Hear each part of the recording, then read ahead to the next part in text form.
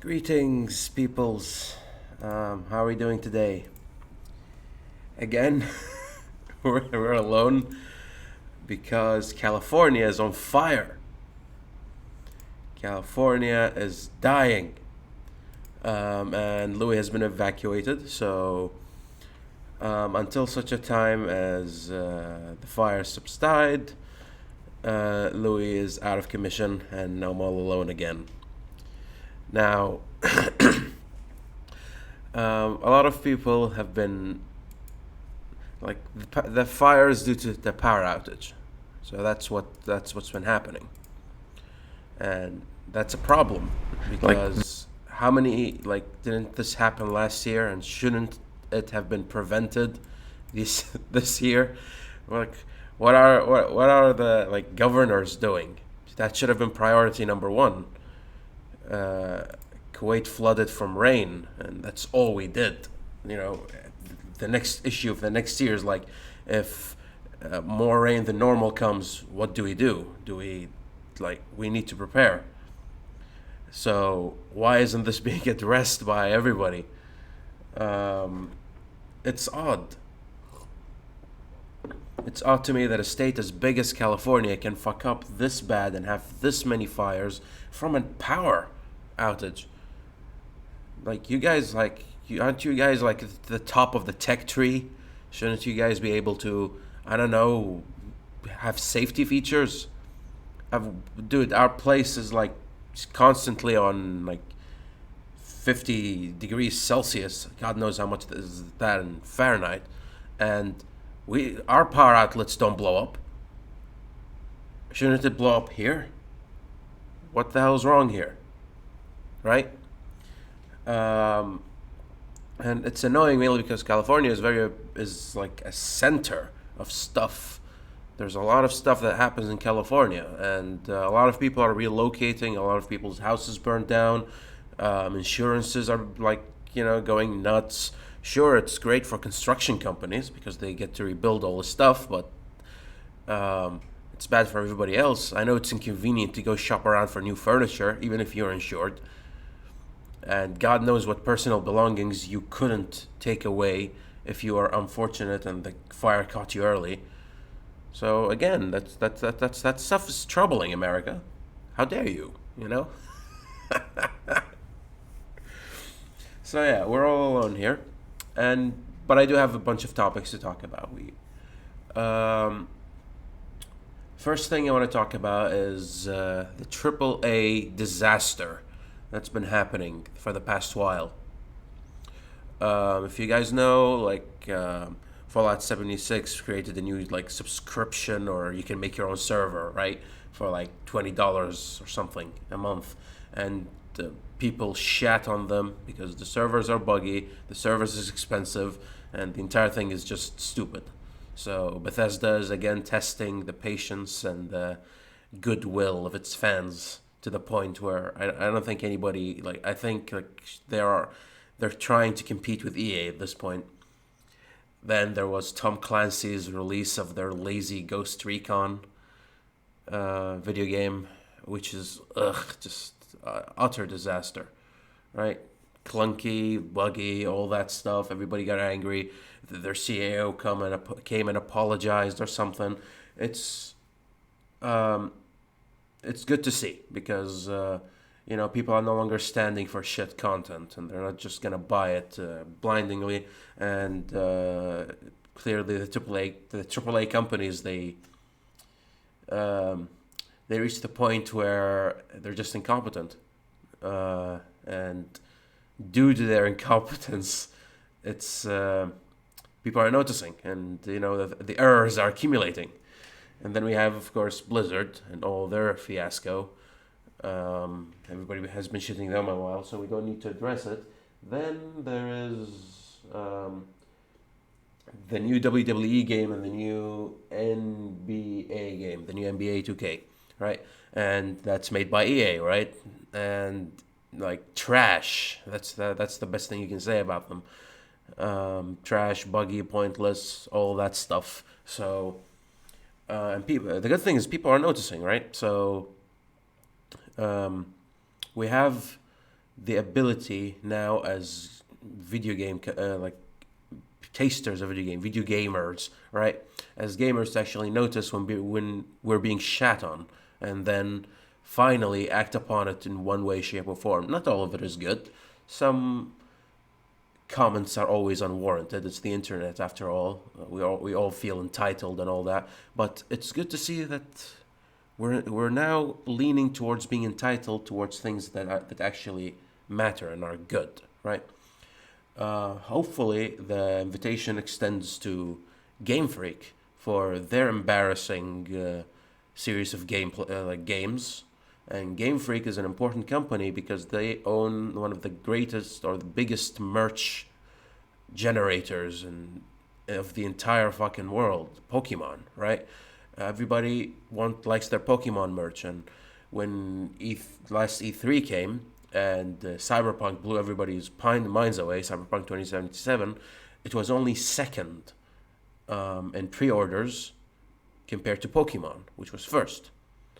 And what Pokemon showed was just a bunch of disappointing gameplay and a bunch of disappointing features. Yet people pre-ordered it to the top all the same, and that shows you like the sheepish nature of the Pokemon fans, right? So, um, you know, they're they're not being provided maximum content or even a decent amount of content for $60 that you want to pay for, but because it has the label Pokemon on it and it's a main game and it has like a sword and shield on it, next thing you know, people are pre-ordering it even though they're bitching about the game. The game did not bring the national decks back, which to me is not a bad move, but whatever, right?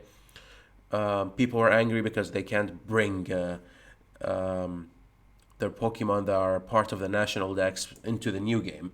And that was a pointless feature from the beginning, and I'm glad like Pokemon is taking a stance on it. But like the game itself doesn't look very impressive. The gameplay that we were shown doesn't look impressive. And again, this is a Pokemon game, you know. This is the game everybody will buy. You need it to be good because the better it is, the more people are able to replay it and enjoy it and re-experience it. And we continue to have mediocre content from Pokemon, right? And the fans don't let it actually, money talks. If it's not broke, don't fix it. So Game Freaks looks at the sales, looks at their game, looks at the sales, and does this. And again, I repeat, this is important. Um, uh, there needs to be some standards here for video games, and there needs to be some ability for people to actually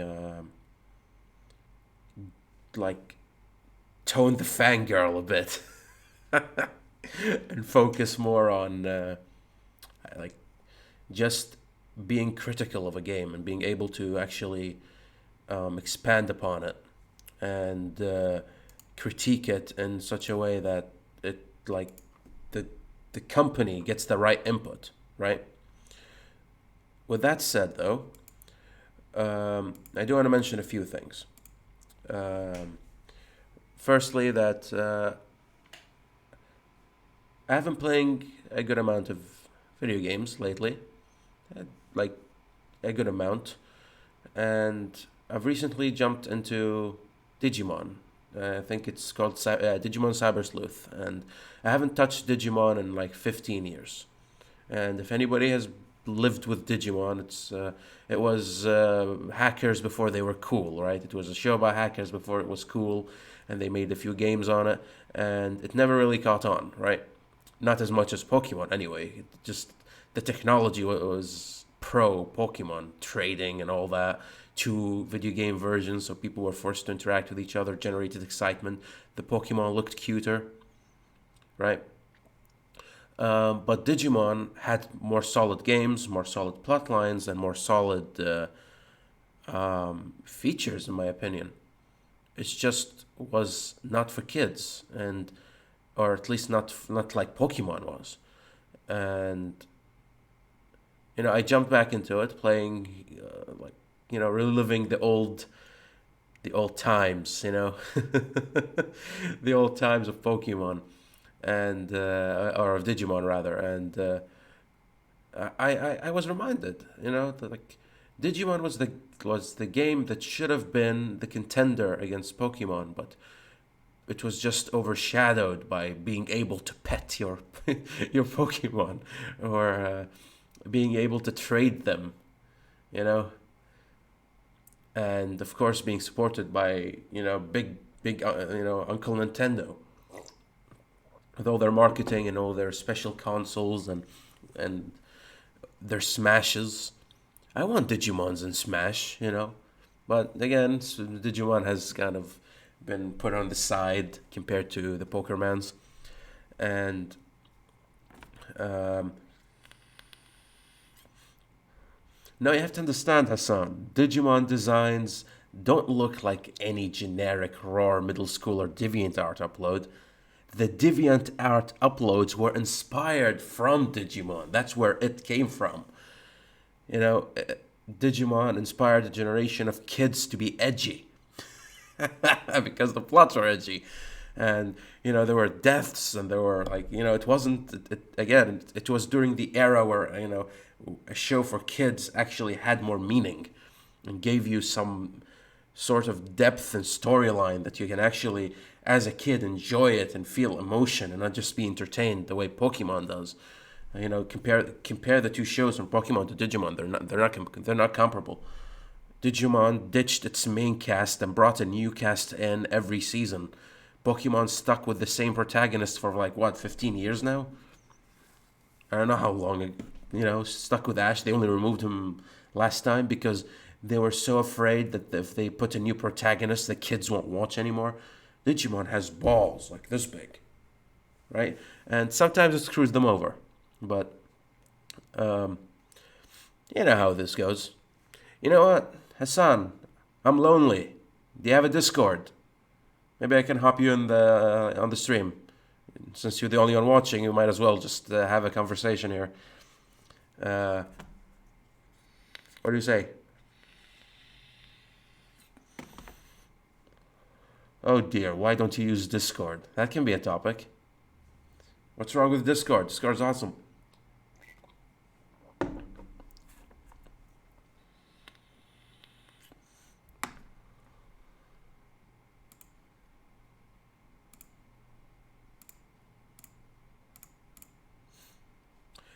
Yeah, if you can, do make a quick Discord, and I can hop you in the call, and we can uh, you can ask me your questions this time more directly. Once you make a Discord, they'll give you a tag. Just send the tag to me, and I'll add you to the call real quick. Um, Now, with that said, I do want to mention one topic while Hassan gets his shit together. Um, Recently in Kuwait, there was a K-pop band, right? That was supposed to perform somewhere, and you have to understand, K-pop here is unpopular, or sorry, super popular, right? You gotta imagine female oppression, but at the same time they look at these Koreans, they're like, this is the best shit in existence, right? I do my morning prayer, I curse the infidel, and then I look at K-pop. It's a ritual, right? So, K-pop super popular with the female audience here. You have to understand, way to the top. And I know it's popular everywhere, but um, it's way more than say I don't know what are Kanye West or I don't know Taylor Swift and Lady Gaga and all these popular artists everywhere else and all that. No. K-pop trumps all of them. I don't know why, but regardless, not here to judge. And a K-pop band was supposed to perform on stage was set. They actually came out, greeted everybody, and then they went back on stage, got out, apologized because they won't be able to perform tonight. They were super sad, and then they left. And apparently, the Kuwaiti government took offense to the K-pop plague. Very, very simply, there were rumors that some of these K-pop members were doing something backstage that could be considered inappropriate. It seems like it was done on a whim by one of the ministers in charge, and he was like, they woke up one day and he was like, nope, and just decided to cancel it. There may be more to the story that we don't know about, but generally, this was how it was portrayed. When they were asked why did you do that, like the Kuwait minister was like, gave the equivalent of just cause, right? This, we felt like doing it. We won't have this degeneracy here. And there's a problem here, of course, is that music performance is not banned from Kuwait. Bands are not banned from Kuwait. You can perform. But here you are stopping this one in particular. And the question always comes, if you're gonna ban one band for arbitrary reasons, shouldn't you ban all bands? You know? Or give us a proper reason why this particular band was banned? And it makes me worried because Kuwait doesn't have any tourism, right? And it doesn't have any events either. Like not many things. Like what we had, what's his name? That comedian, that Indian American comedian. What was his name? God damn it. Dave Chappelle? No, Dave Chappelle's black. No. What's his name? I forget his name, but he's the one who makes references in all the cultures and makes accents and shit. I don't remember him, but he showed up, right? And he did he did the stage and then he left. And those people will be discouraged to come, so that decreases revenue from these events for you as a nation. Not only that, if we have more events here, more people will come from around the Gulf. Now, I'm not talking the States, just Kuwait has been always like the safe haven from the Saudi Arabia, but apparently Saudi Arabia is now getting more liberal. They did a K-pop band and nobody cared, right? They want to bring Nicki Minaj in. Nicki Minaj, of all people. Imagine Nicki Minaj in Saudi Arabia, you know? It's hilarious, right? But again, Kuwaiti officials did not like K-pop. Like, how dare K-pop exist in our in this uh, culturally and religiously pure atmosphere, even though it's neither. To me, it's tremendous. I hate K-pop. I despise it, but I don't want it to not exist anymore. Um, you know, I surely think it shouldn't be this popular. It should be popular in Korea because it's K-pop. You know, have it remain there. Like why is everybody so hyped about K-pop? But again, women. Am I right, guys? Uh, um, Another thing we can talk about is Twitch is declining, and everybody's happy about that. Like what? Who moved to Mixer recently? Another one of those big guys again moved to Mixer, um, and Twitch is losing a lot of its top streamers to Mixer. And they're losing it because their policies are shit and because they attack everybody who breathes. And this is the beauty of like Twitch compared to YouTube. Twitch has competition. It's young. It didn't monopolize like the retention market the same way YouTube did. And we're seeing that Mixer is now keeping up and climbing up, and I hope it like brings Twitch down a peg, and either Twitch fixes its policies or what happens to Twitch is what happens to Kotaku. Kotaku is like almost dead now because every time they write an article and they're supposed to write about games, they write about fucking they put leftist agenda in there and political agenda in there, and you're like, and the guy reading it is like, what the fuck? I didn't ask for this, and I'm being insulted, as the spawn of the devil in the fucking article here. I won't read this, and there were some union issues, and people attacked everybody, and Kotaku's dying, And it happened because they refused to mold themselves to the audience. If you could, can you post your account? There should be the account, and there should be like a number code next to it with a four-digit code. I need both, and then I can add you as a friend, and then join you in the call, Mr. Hasan, sir. Um, yeah, Kotaku's dead, and it's because they didn't obey the rules. YouTube. YouTube is a bit too big to suffer, but they're not immune. YouTube has been doing a lot of crap. You know, again, Susan's being shit.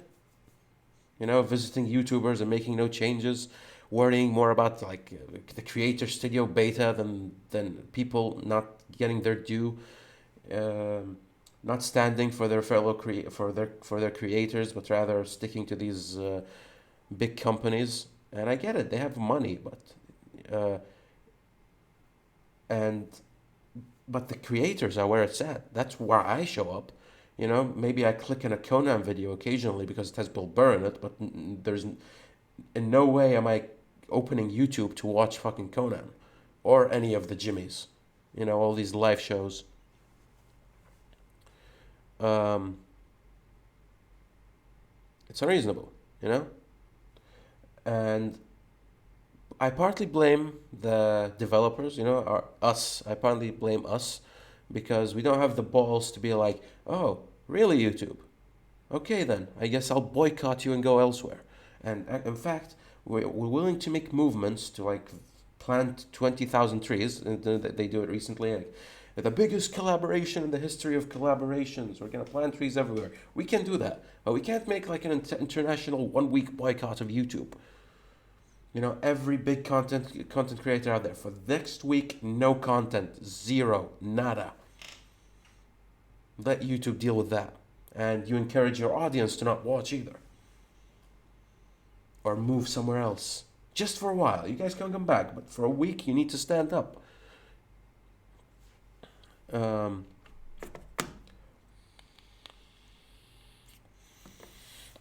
what do you mean? That's my account.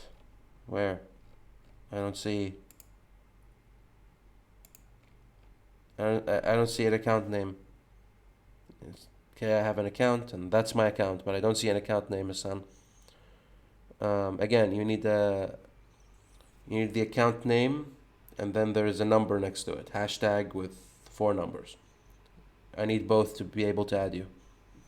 You can just put it on chat. I don't think you care, but if you don't, you can. I don't know. We can figure something out.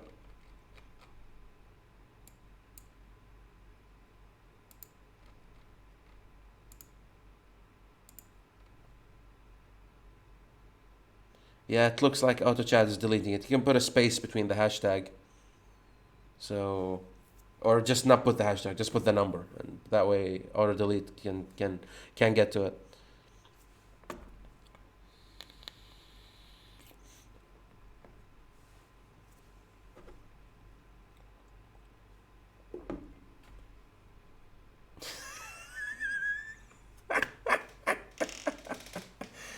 Um. All right. All right. Arab XD00. God damn it. Okay, let's add you. Let's take a look. See here. Add friends again. Um, yeah, here.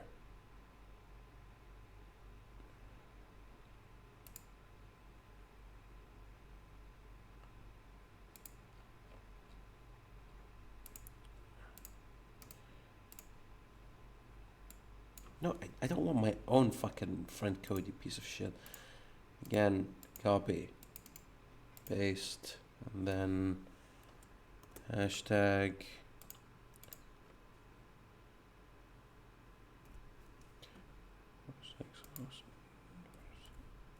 There we go. Okay, I sent you a friend request.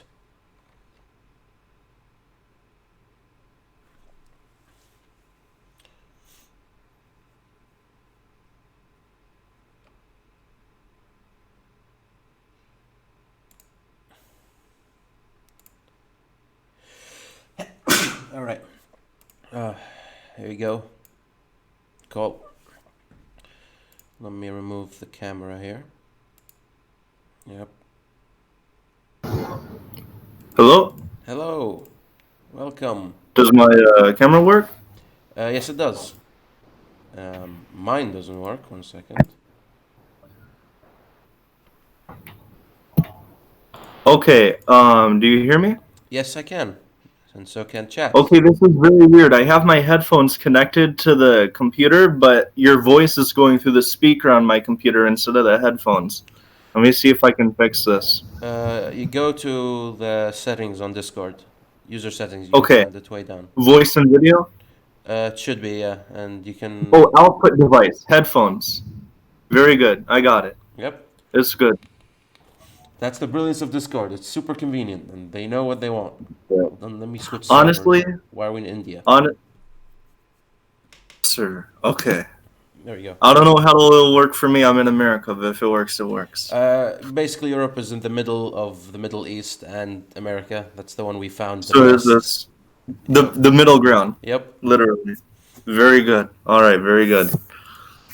I just closed the YouTube page because there can be a delay between the YouTube and actual Discord, so I'm just gonna stick with this one. Alrighty, no worries. Yeah, just close it. Just you can open the comments to take a look see, but you don't have to. Also, let me. Yeah.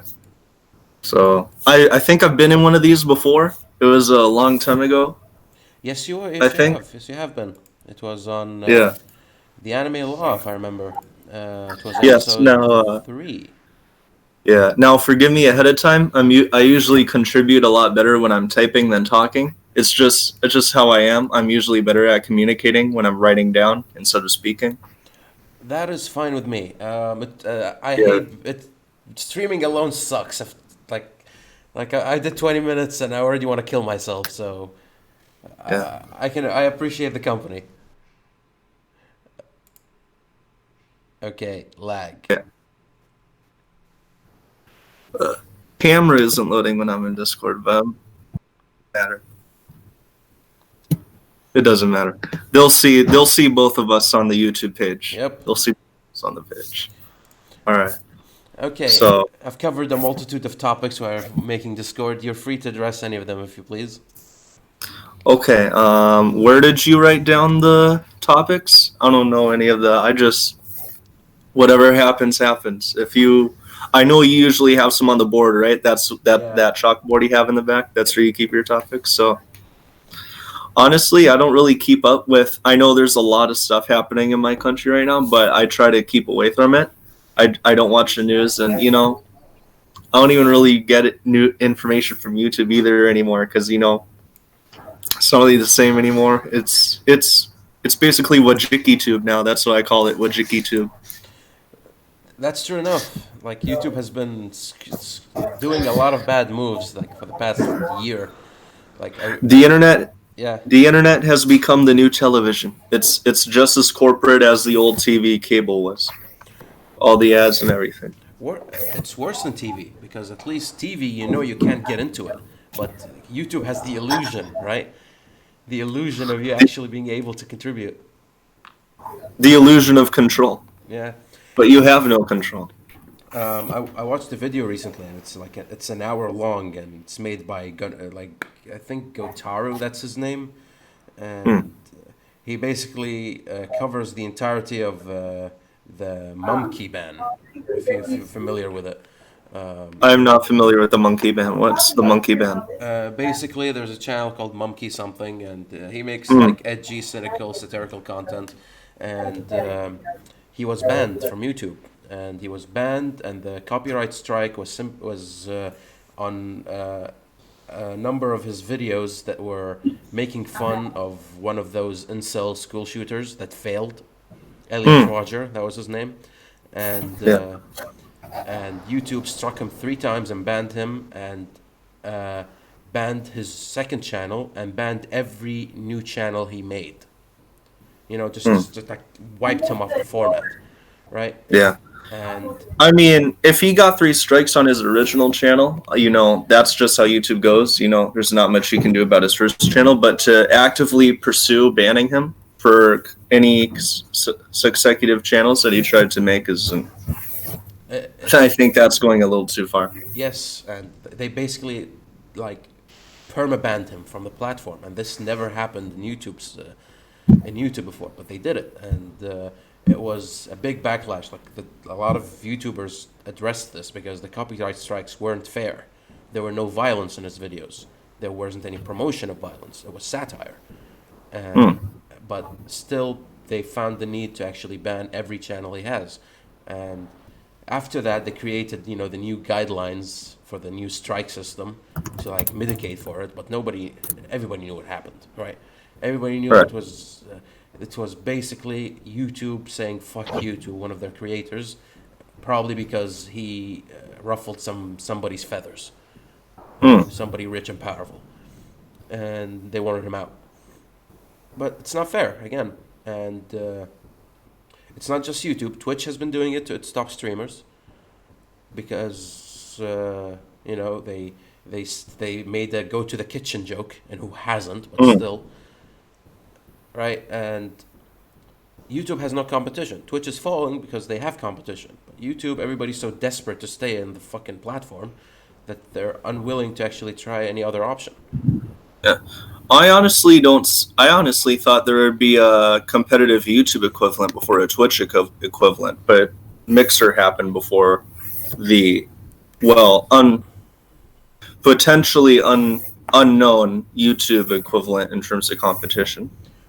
Well, there are YouTube equivalents, and they were always, but But they're not Google, anything like Mixer, where they have Ninja yes, exclusively. yep, because they just don't have the capacity of YouTube. They can't pay their creators, the new guys, and if they can, they do it very minimally, and they use a Patreon system.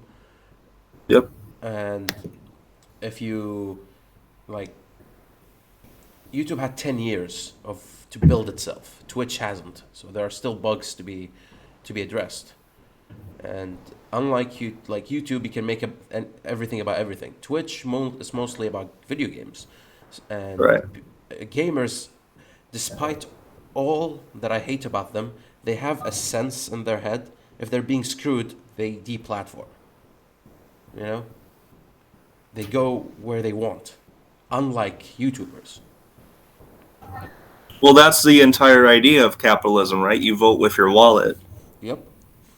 Which is why I did not, for example, subscribe to YouTube Red, even though no ads, features. They have a family thing. I can do it with a bunch of friends. I didn't do it, and it was mainly in protest. Hmm. I won't give your platform dollars in protest. I can't not watch YouTube because there's plenty of stuff on YouTube that happens, but I will continue to push for a boycott. We can do a migration to BitChute. BitChute is a good equivalent or a good alternative to YouTube. And the way they beat the server capacity of YouTube, the ability to stream servers quickly and efficiently, is they do it via bit technology, seeding. Hmm. Yeah.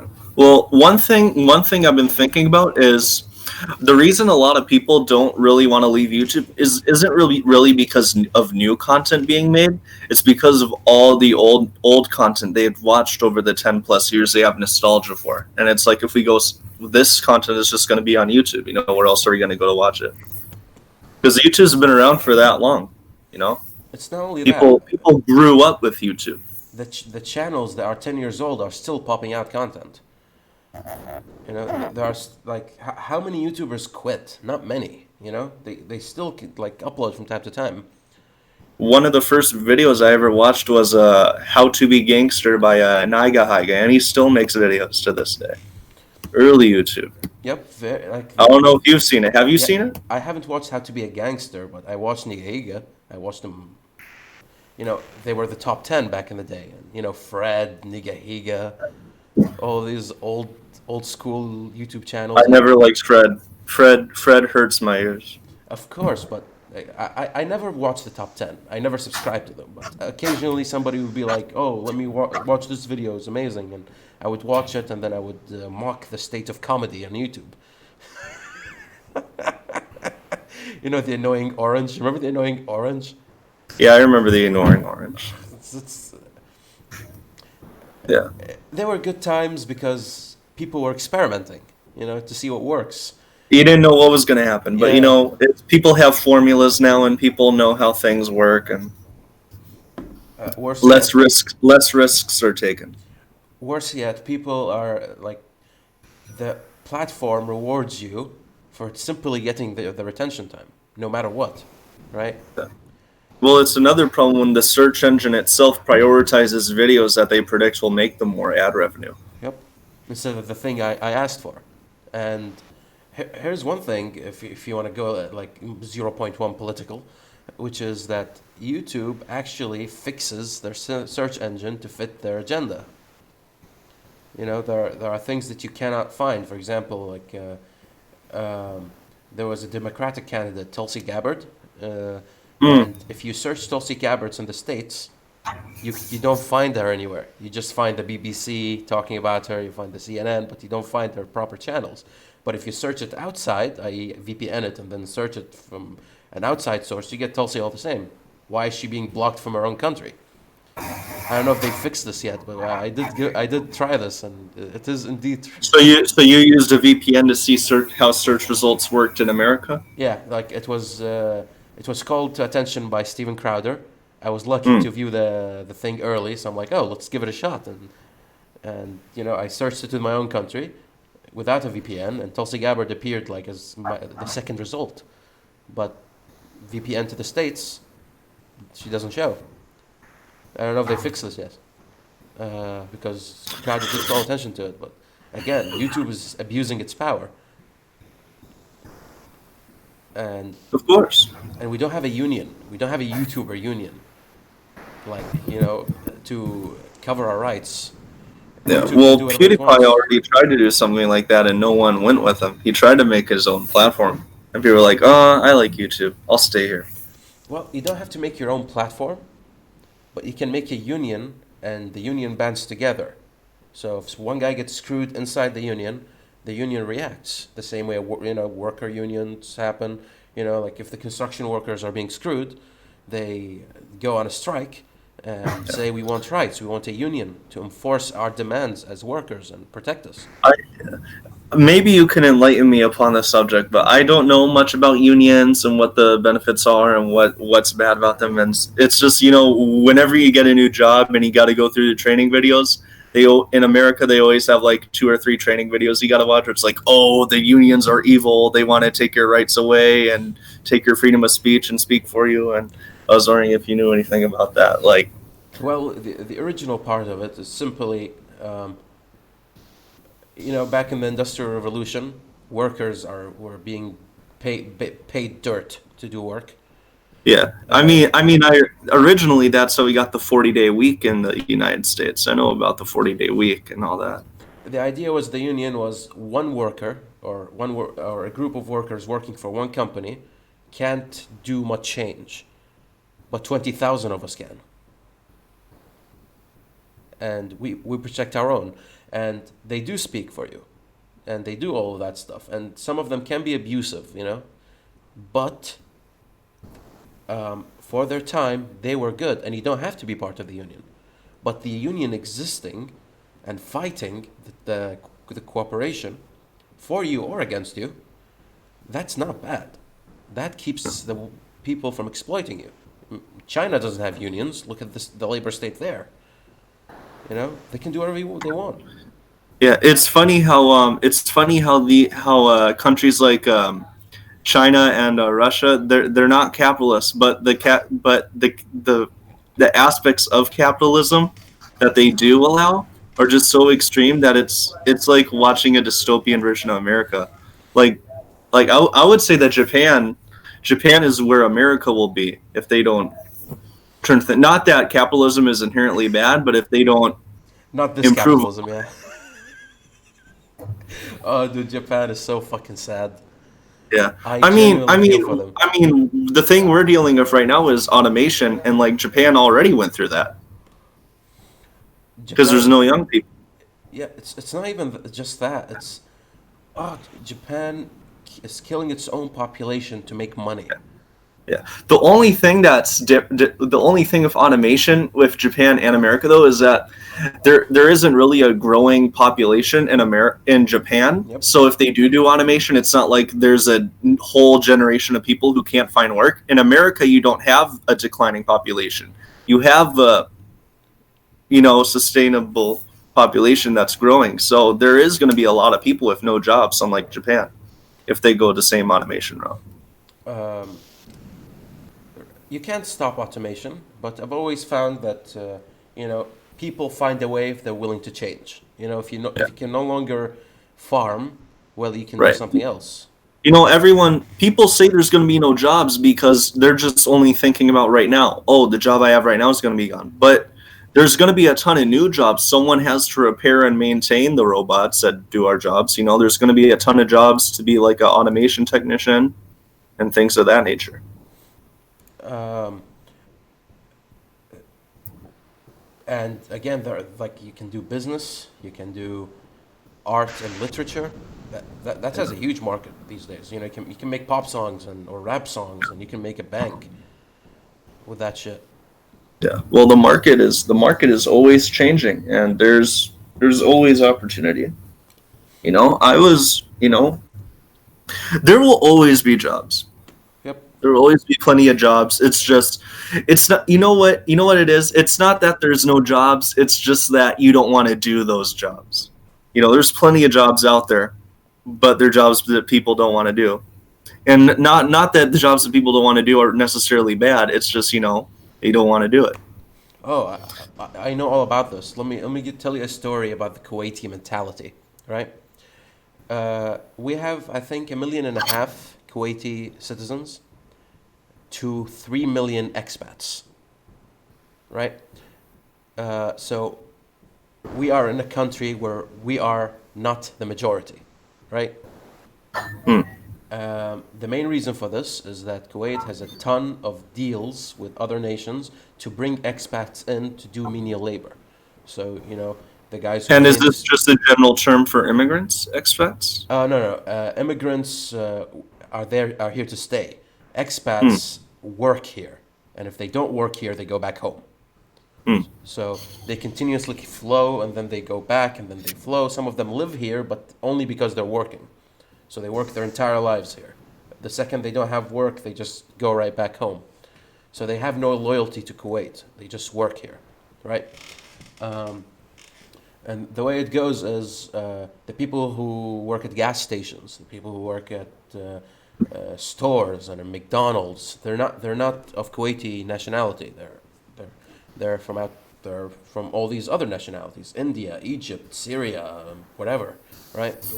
And what basically Kuwait was thrown upon the mentality that working in an office means you're higher class than those guys who work at the gas station or the whatever, and therefore um, it was the culture just agreed, and it's a horrible move. It agreed that no Kuwaiti should ever do these jobs, and we have an expat problem. 3 million people are taking money and throwing it outside the country, and that's always a bad idea. Look at what happened to the U.S. when the cocaine trade started flowing money outside of the U.S. They fucking almost collapsed the government to stop that from happening, right? Because that's a horrible thing to do or to happen. So money is flowing away from the country because these expats are making money and then they're sending it to their own countries to help their families there. And what happened was that the only way to fix this is to, well, allow Kuwaitis to do these menial jobs and slowly, work the expat idea away and just make our 1.5 million people just work for us. But, and my own mom says this, right? Yeah, I can have, like, somebody else's kid can work at the gas station. I'm not having my kid work at the gas station. And if I worked at the gas station, my mom would be extremely ashamed of me. Well, someone has to do it. My idea is actually have the teenagers do it, and Yeah. just have like before you go to college, Well, I mean, every that's year. that's the ideal, right? Yeah, Is that you start at these jobs and then you're able to work it's a lot of people have the mentality, oh, just work hard, 40 plus, it's it's better to work towards a better job than to just work more hours, you know. It's not only that; it gives you perspective. If you work a year in, I don't know, in a store where people yell at you, at McDonald's, where if you get the burger Yeah. wrong, and it's not your fault, it's the guy who put the sandwich behind you, right? But you're the one who gets the flag for it. You get yelled at because there are onions in the sandwich. Uh, it gives you People who get mad perspective. about their fast food is hilarious. It's, It's always funny to see. would they be mad if they had worked there one time and Oh. they know, they understand, you know? I'm sorry, there's an onion in my sandwich. Can you replace it, please? Very different than when you feel entitled and, your wife hates you and yelled at you today, so you want to take your day out on somebody. Uh, or it's like if you have to deal with those customers all day at work and then you come home to your kids or your wife giving you crap when you walk in the door after a long day at work, that'll make you snap too. Yeah, you can handle it once, twice, three times, but by the 27th time, you're like, it's time for some spousal education. I get it, man. Like maybe like some feminist out there will slash at me for saying this, but like I get the spousal abuse part. You know, Spare the rod, spoil the child. Yeah, Spare the rod, spoil the child. and domestic violence is bad and all, but I don't think it's the core issue we need to address. It's not just you can't hit them and we'll jail you if you do it. It's like why are you hitting them and how can we prevent that on a scale? We need to do percentages here. And most of it comes from people being fucked at work and coming home and being fucked there as well, and not in a fun way. You know, That- uh, eh, you've dealt with women. I bet your mom gives you flack for the most ridiculous reasons, and I bet your wife in the future or your girlfriend will too. You know, That's it's honestly that's the reason I'll probably not get, because it's like if I end up with a woman who's like my mom, it's like, well, that's it. It's like your own mom is already giving you that kind of crap. Why would you want to marry a woman? who does the same thing. Yeah, just nags Yeah. at you. Um, Nagging is one of the dude actually like, which is funny to me. I've constructed or somehow programmed my mom to not give me flack. How did you go about doing that? My mother had one weakness, and if she didn't have that weakness, this wouldn't have been possible, right? Which is that she loves me too much, right? If I'm sad, she can't get over that, right? That's a very powerful tool to abuse if you know what you're doing, right? So, um, whenever she would give me flack, I would just pretend to be depressed for 2 days, and she would not be able to do it. You know what? That's exactly what my little brother does to my mom. Whenever she tries to punish him or discipline him, he'll act sad and da da da. And it's like, oh, I can't be mad at him anymore. It's easy. But again, I didn't do it because I did something wrong. For example, my mom despises my beard. My mom lived around beards her entire life. She despises them. She also hates the bald, like being bald. She'd rather have this like ugly island of hair, right? Rather than me just cleaning it, right? She just despises this overall look. It makes me look older.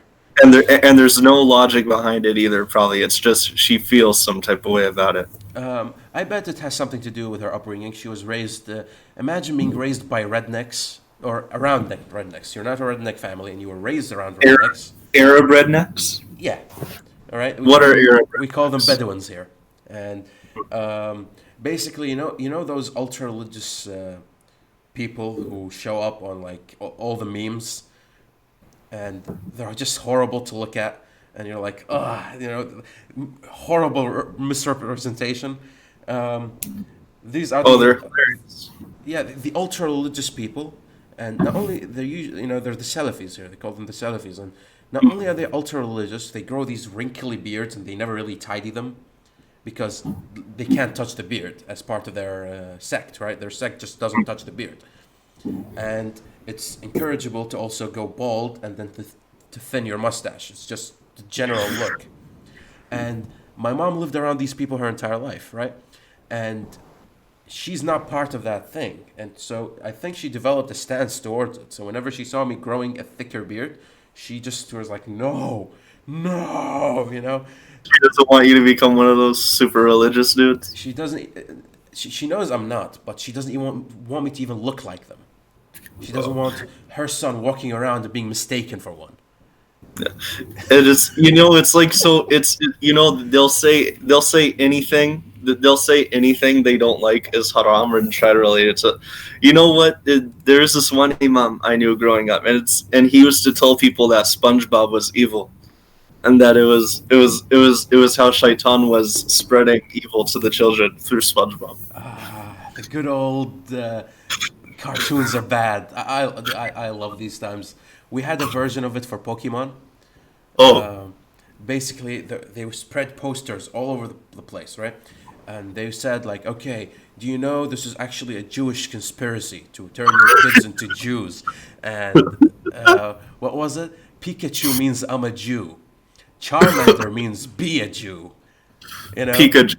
and there is no logic behind it, but people didn't know much English, so they would read these posters and they would stop their kids from playing Pokemon because it means they're Jews. It was beautiful. Even the Christians did that, by the way. The Christians like said Pokemon was the spawn of the devils. It's not an exclusively Muslim thing. Oh, that actually surprises me because Christians in the United States usually run to the defense of Israel and the Jews, but Because I didn't think that Christians over there didn't like them either. well, nobody likes the Jews. That's number one. Number two, they didn't attack the Jews in that one. They attacked Pokemon, and they said Pokemon is for the by the devil because it promotes evolution.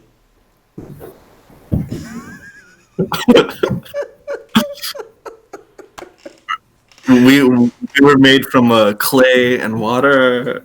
No, yeah, no, there is no evolution. God made birds the same way.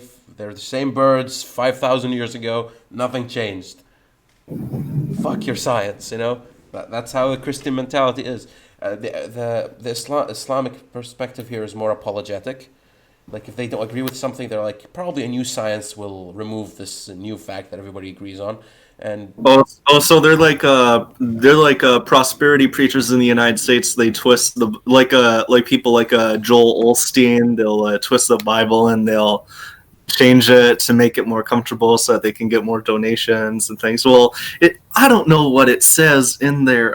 I just know in my heart that they'll say whatever they need to just to get more followers. anything for more followers. We're not too different here either, right? Yeah. Do they have the equivalent for Muslims over there? Do they have prosperity sheikhs? Um, Like people like sheikhs like Joel Osteen? Like a Joel Osteen for Islam over there? The thing. it's more controlled. There are foundations for the zakat, and the zakat is an Islamic principle, one of the five pillars, and basically every Muslim must, but they can choose not to, and that would be bad for them, to basically donate to the poor. That's one of the pillars of Islamic doctrine, which is that you donate, I think, a percentage of 2.5 of your earnings yearly to the poor. And there are these foundations that you can donate to, and they take it and they distribute it to the poor. What they do with that money, nobody knows.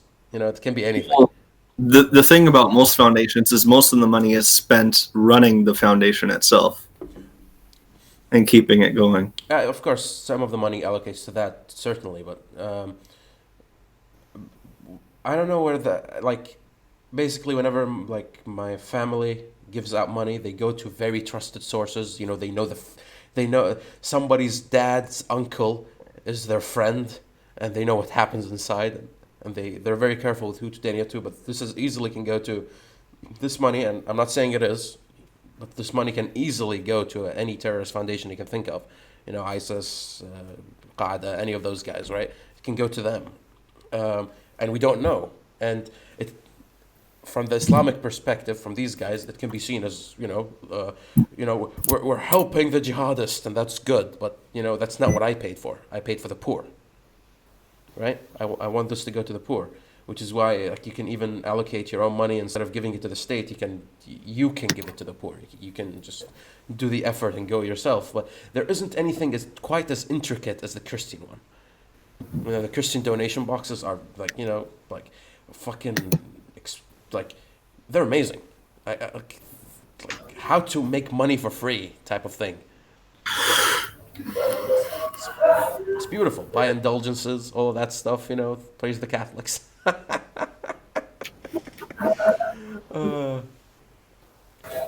no, I love superstitions. I bet you guys like the older generation have superstitions too.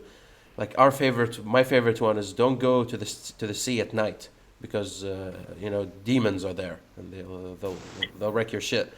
Um, uh, and basically, you can think of everything, every common sense. Don't let your kid do, and they just create a story around it. You know, the adult, and they tell the kids to scare them, and then it becomes actual superstition. I think that's how it went. You know, somebody didn't want their kids to go out at night. They were like, "Oh, there are demons outside. Don't go." And they're like, "Oh, demons." And next thing you know, that guy actually thinks there are demons. So they tell his kid, and you know, 200 years later, the superstition stays. I'm always fascinated by how like superstition develops, and it always goes back to one dad not wanting his kids to do something. That's my core theory of it. Well, I'm how does this? I don't usually go on streams, but are you supposed to look at the webcam so it looks like you're looking at people when you're talking to them, or like? Because sometimes I don't know if you look at one way, it looks weird, like you're looking cross-eyed or looking down or whatever. Or...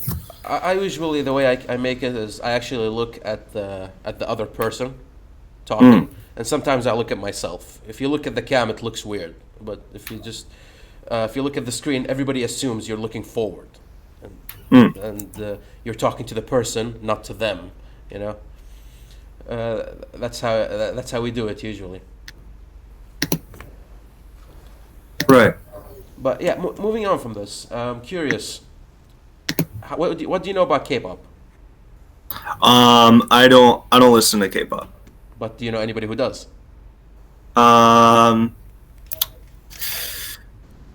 I mean, I know of people, but none of them are my friends. Like, I know who they are, but I don't, know who they are. Have you ever exposed yourself to any K-pop video ever?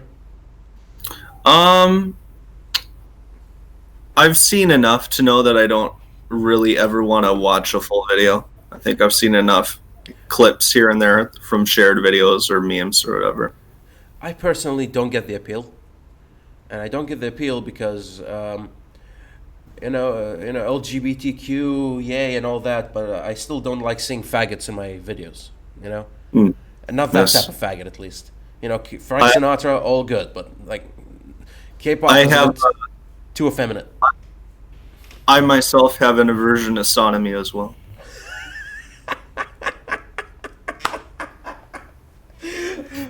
It's weird. Like, why is Asia so fucking weird? Well, I don't know. I think they just have a twisted view of America, and then they just try to take what they think is cool for America, and it just ends horribly. Because I don't know, there's a lot of things in America that should go wrong, but they somehow turn out not too bad because it's in America. I don't know. America, it's kind of like the other discussion we had the other day, where it's like multiculturalism just doesn't work in Europe, but it just works because multiculturalism in America has boundaries. It's all within the American dream, yeah. The idea of America. So we have limits on things. They have boundaries on things. When these people try these things, they just go haywire. It's odd, mainly. It's not just that. It's like Korea have K-pop. The Japanese took comics from this. So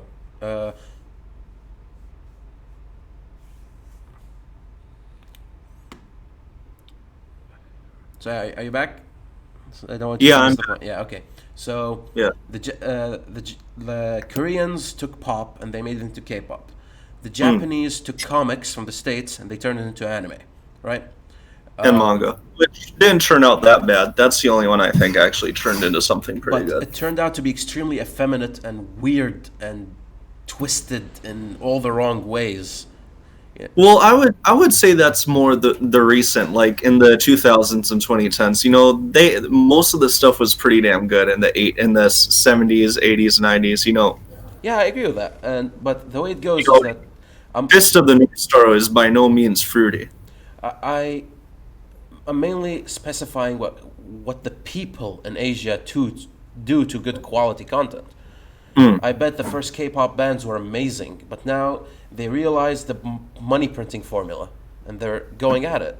And for anime, that turned out to be like the harem fantasy anime. How many yeah, animes per season do you have a harem fantasy show yeah. where Well, one kid has four females going after him, no. and that's the entire plot? You know, how much money does that make? And it makes a ton.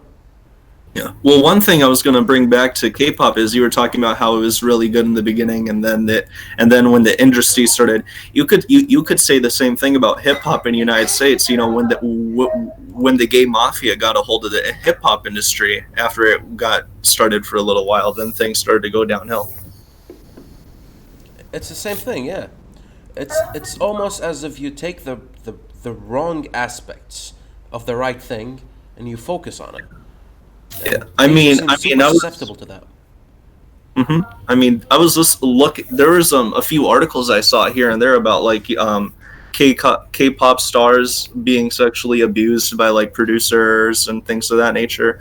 I mean, those are the exact same things that were happening to rappers. And have you heard about the Birdman and Lil Wayne? I think so. Like Yeah, very weird. Yeah. Birdman basically molested Lil Wayne, and he would do that to a bunch of people he took under his wing that he would produce for. I mean, that's just show business extraordinaire, Yeah. right? Like even Hollywood. Hollywood has that. Yep. It's all Hollywood. Like, and no wonder, because you know, this is a figure that everybody wants to do something with because they're popular and they're inspirational and all that.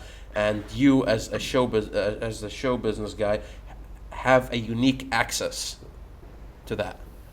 So your life is mostly unfulfilled because if you organize shows instead of actually being in the show, I assume you're very unfulfilled as a human being, and Hmm. you need a way to de-stress. And what better way to de-stress than to exploit another man, right?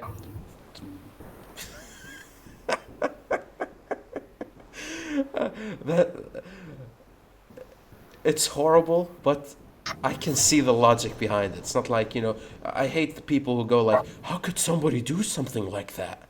What do you mean? How can somebody? It's plain obvious. That's not doing it makes you a great person because the temptation is so high. Especially in a business like that, like Hollywood, K-pop, rap, any of that shit. Um, Look at painters. Painters get so much pussy, right? They can't hold themselves because the females, for some reason, look at the art and they're like, ah, right?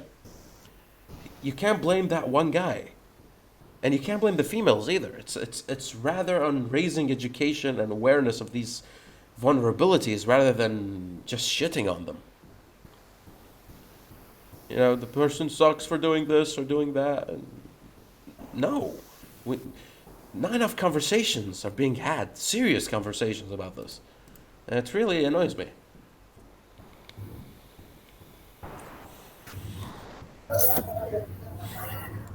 Yeah, it's you know it,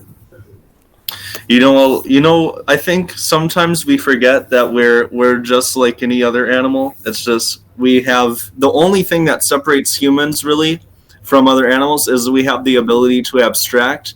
The very language we're using is an abstraction. All it is our brain is just able to connect things that don't have an immediately apparent connection to one another. Like the word power has nothing to do with what power is, but we give it meaning by connecting things that don't have an immediately apparent connection. Um, And I guess We use it in all the wrong ways. Yeah. And I've been thinking about it too. I've been asking myself this question. I don't know if it's because I'm depressed or whatever it is, but do you ever wonder if the burden of knowledge is worth its weight? Um, well, the phrase "ignorance is bliss" did not come. It's not an uncalculated. Like humans are the only animals with the level of introspection to recognize that they're human and this, that, the other. A dog doesn't know that it's a dog or care that it's a dog. It just is. Yeah. A bird just is. Grass just is. But humans are the only ones that burden themselves with this. Um, I've looked this up. People with higher IQ tend to have more depressing lives. Their lives suck Yeah. Well, because yeah. it's They, just they say that. yeah. Go. They say that the ones who know nothing are full of confidence, and the ones who know everything are filled with so much doubt. Because they know how little that means, Yeah. right? It overwhelms them. And I always say, I never like the way I talk on stream. All the stuff I say and all of that. I've really toned down in real life whenever I talk to a regular person. I've toned down like the exposition because I I know that for a lot of people, a simple life is all they want. Who am I to tell them to be better and to expand and you know how the way the feminists do, like everybody needs to start. No, no, no, no, they don't. Let them live. Let them enjoy their life, right? I happen to be crazy, right? Sort of masochistic in my intellectual endeavors. Yeah. But isn't it a waste of life to just exist and not try to be more than what you are now? I mean, that's the whole point of that's the whole thing about having vision, right? Is that you can, if everyone thought this way, then you would only think about what you can see right in front of you at any given moment at any given time. Um, yes and no. Yes, in the sense that everybody should strive to be better and to be more. No, in the sense that it doesn't have to be intellectually. A guy who draws doesn't have to know what I don't know, the writings of Descartes and what John Locke thinks about modern society. He draws. By all means, keep drawing. If you're skilled at pottery and you're working on your pottery and that's all you care about, by all means, keep doing that. And your life is simple, and you shouldn't. There's no need for you to take a political stance on things and to support the LGBTs and all. Just keep making pottery. I'm okay with that. If your life is about playing video games and improving at them, say I don't know, you play Call of Duty and you wanna reach a high level like you wanna become competitive in it, and that's all you wanna do in life. By all means, keep doing it. I will allow you that luxury, but a lot of people don't. A lot of people are like, people should read more or people should do stuff more. I'm like, what? Do you want depression to spread around the world? No, the people who want to read more read more. The people who want to benefit and expand society in that way should pursue it. The average Joe isn't equipped for it. Yeah. One thing I was watching a Jordan Peterson video, and one thing that he said that really stuck with me about is something how you have is that basically as a man you give up what you valued and what you enjoyed when you enter your 20s, and you basically enter a dark tunnel, and you lose what you had in the beginning through like your 20s and 30s, and then what you do is you get to the light at the end of the tunnel on the other side as a man, and then you can see and re-enjoy the things in a new light. One thing that's been happening to me is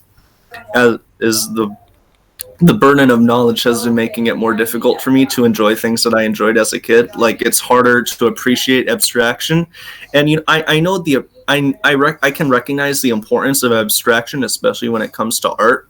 It allows us to communicate the human experience between one another and our own personal variations of it. But whenever like I watch a movie, my brain is constantly yelling in my head, this isn't real, this couldn't happen in real life, this, that, the other. But it's the problem is I know that's not real, but I know why it's important regardless. But it's like you can't tell the voice in your head and it just seems to get stronger the older you get. Oh, actually, I've been, and you know, So I'm just hoping. you know Peterson's statement that you enter a dark tunnel in this Mhm. period. I've watched the same video you have, and I've realized that my entire life has been me avoiding that dark tunnel. Um, it goes like this: when I entered college, I entered engineering, right? And Mm. not my choice. That was family choice. I had the choice between the three top jobs, right? Doctor, lawyer, or engineer. And engineer honestly seemed the easiest, which is why I took it. And but I made myself a promise when I entered, which was you never lose what you actually like, and engineering doesn't get in the way of what you love. So I graduated with a 2.1 GPA, barely graduated, but in exchange, I never gave up any of my hobbies and arts and the people I was around. I didn't make the sacrifice, right, for the sake of engineering. And that certainly lowered my employment opportunities. I could only be employed in government, and that's fine, right? And I made it work for me. But the point was because I limited my ability to intellectually expand, at least in the engineering discipline, I was able to keep all the things that made me happy as a kid: video games, poetry, uh, drawing, all of those things I like to do in my spare time. And because of that, what this turned into is I can turn my brain off and enjoy something, and I actually do it often. Yeah. The problem I'm having is that I can't turn my brain off anymore. You know, Yeah, or maybe I it's got there. just. Yeah, like that period sucks, and you're going through it now, and it makes you very nihilistic. I mean, the thing too is I'm not necessarily trying to get back to enjoy the things the same way I used to enjoy them. I'm just hoping that I can gain another way to enjoy them. Because you can never enjoy something the same way you enjoyed it the first time. Once you've enjoyed it the first time, it's never going to be the same as it was. I'm just hoping I can find a new way to appreciate it. Um, let's see. Let's see how I because you're totally right, right? So, Yeah, uh, and my biggest one wasn't movies; it was video. The biggest thing for me is, avoiding the dark tunnel is basically escapism, right?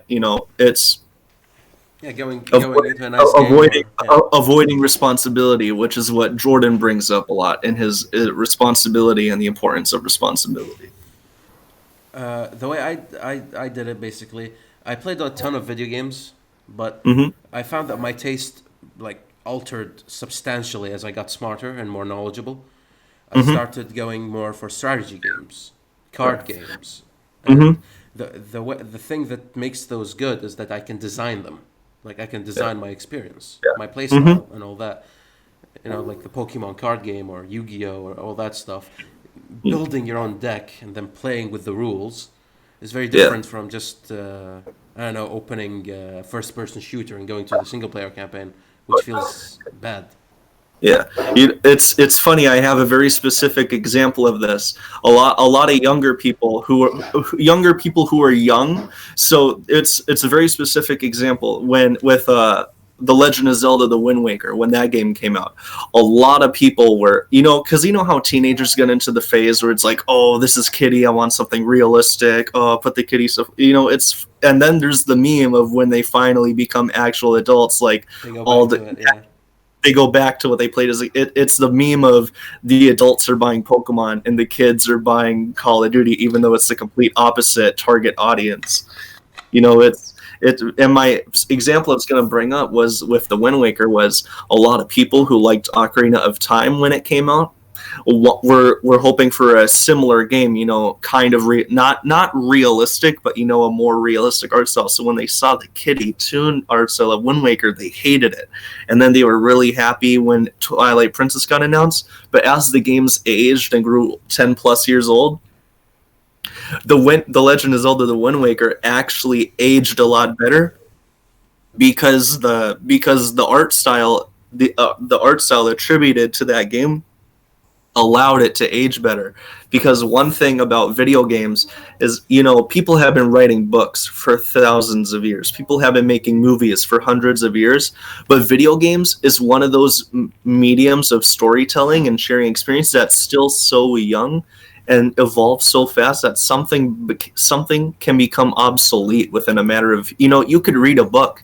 You could read a book that's thousands of years old that's still relevant today, but a video game can just become irrelevant and obsolete in a few years, like in terms of just visuals alone. Yeah.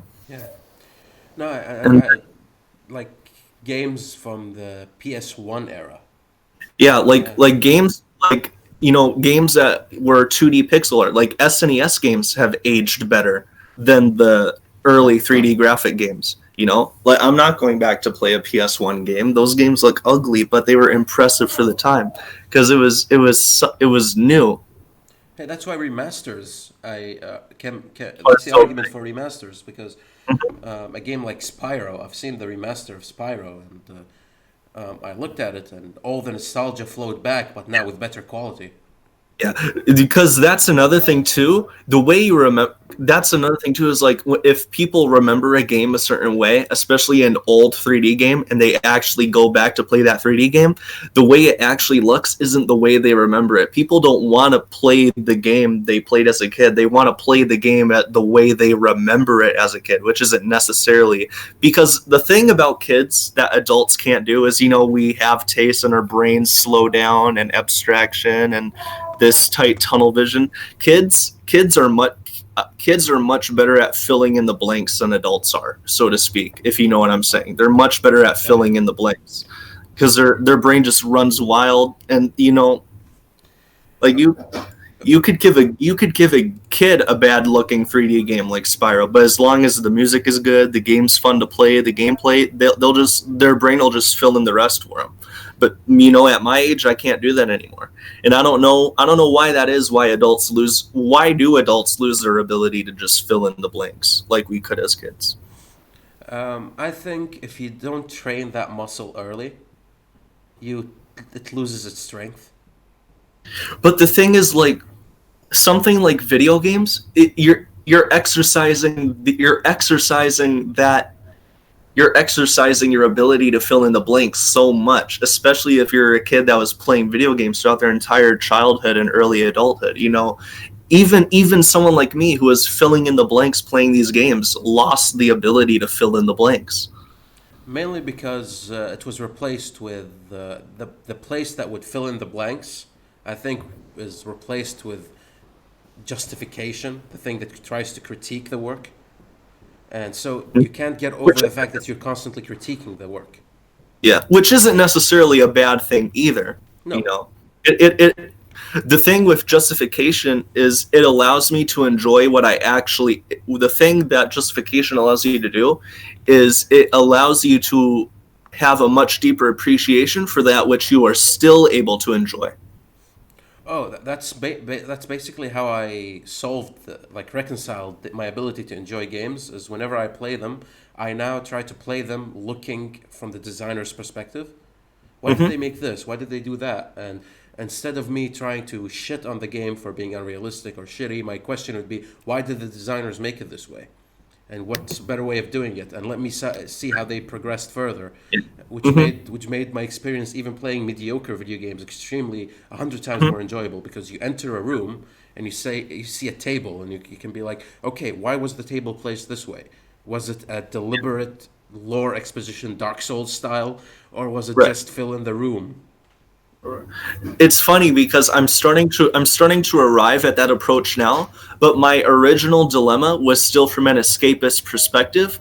The original way, when I was still lost in the tunnel, so to speak, for judging a piece of art or a video game or a movie was my ability to suspend disbelief. How well my basically I was still judging it from the original perspective of how much effort do I need to put in to suspend my disbelief in watching this movie or playing this game. And basically the way I critiqued it was the more effort on my part I have to put into suspending my disbelief to enjoy a piece of work, the less good it is in terms of quality. But that's not exactly a correct way to enjoy works either, because if you only look at it from that suspension of disbelief escapism perspective, then what's the point of satires? Why do satires exist? Satires are obviously, not meant to, satires obviously require more effort on your part to suspend disbelief, but you're not necessarily supposed to either, because you're supposed to know it's not real. You're supposed to try to find a message in it. Yeah, I definitely agree with that stance. There needs to be a balance, because again, people watch Black Panther and they suspended the fuck out of their belief, right? They were like, oh, like Black Power, and the plot made no sense, and the entire thing was a disaster if you think about it, right? But Right. that's what makes satire important, because you can make fun of that, and you can Right. the way you can reconcile this as a person who looked at it from a more intellectual perspective is to mock it and find out what's wrong and what you can benefit from that. Definitely.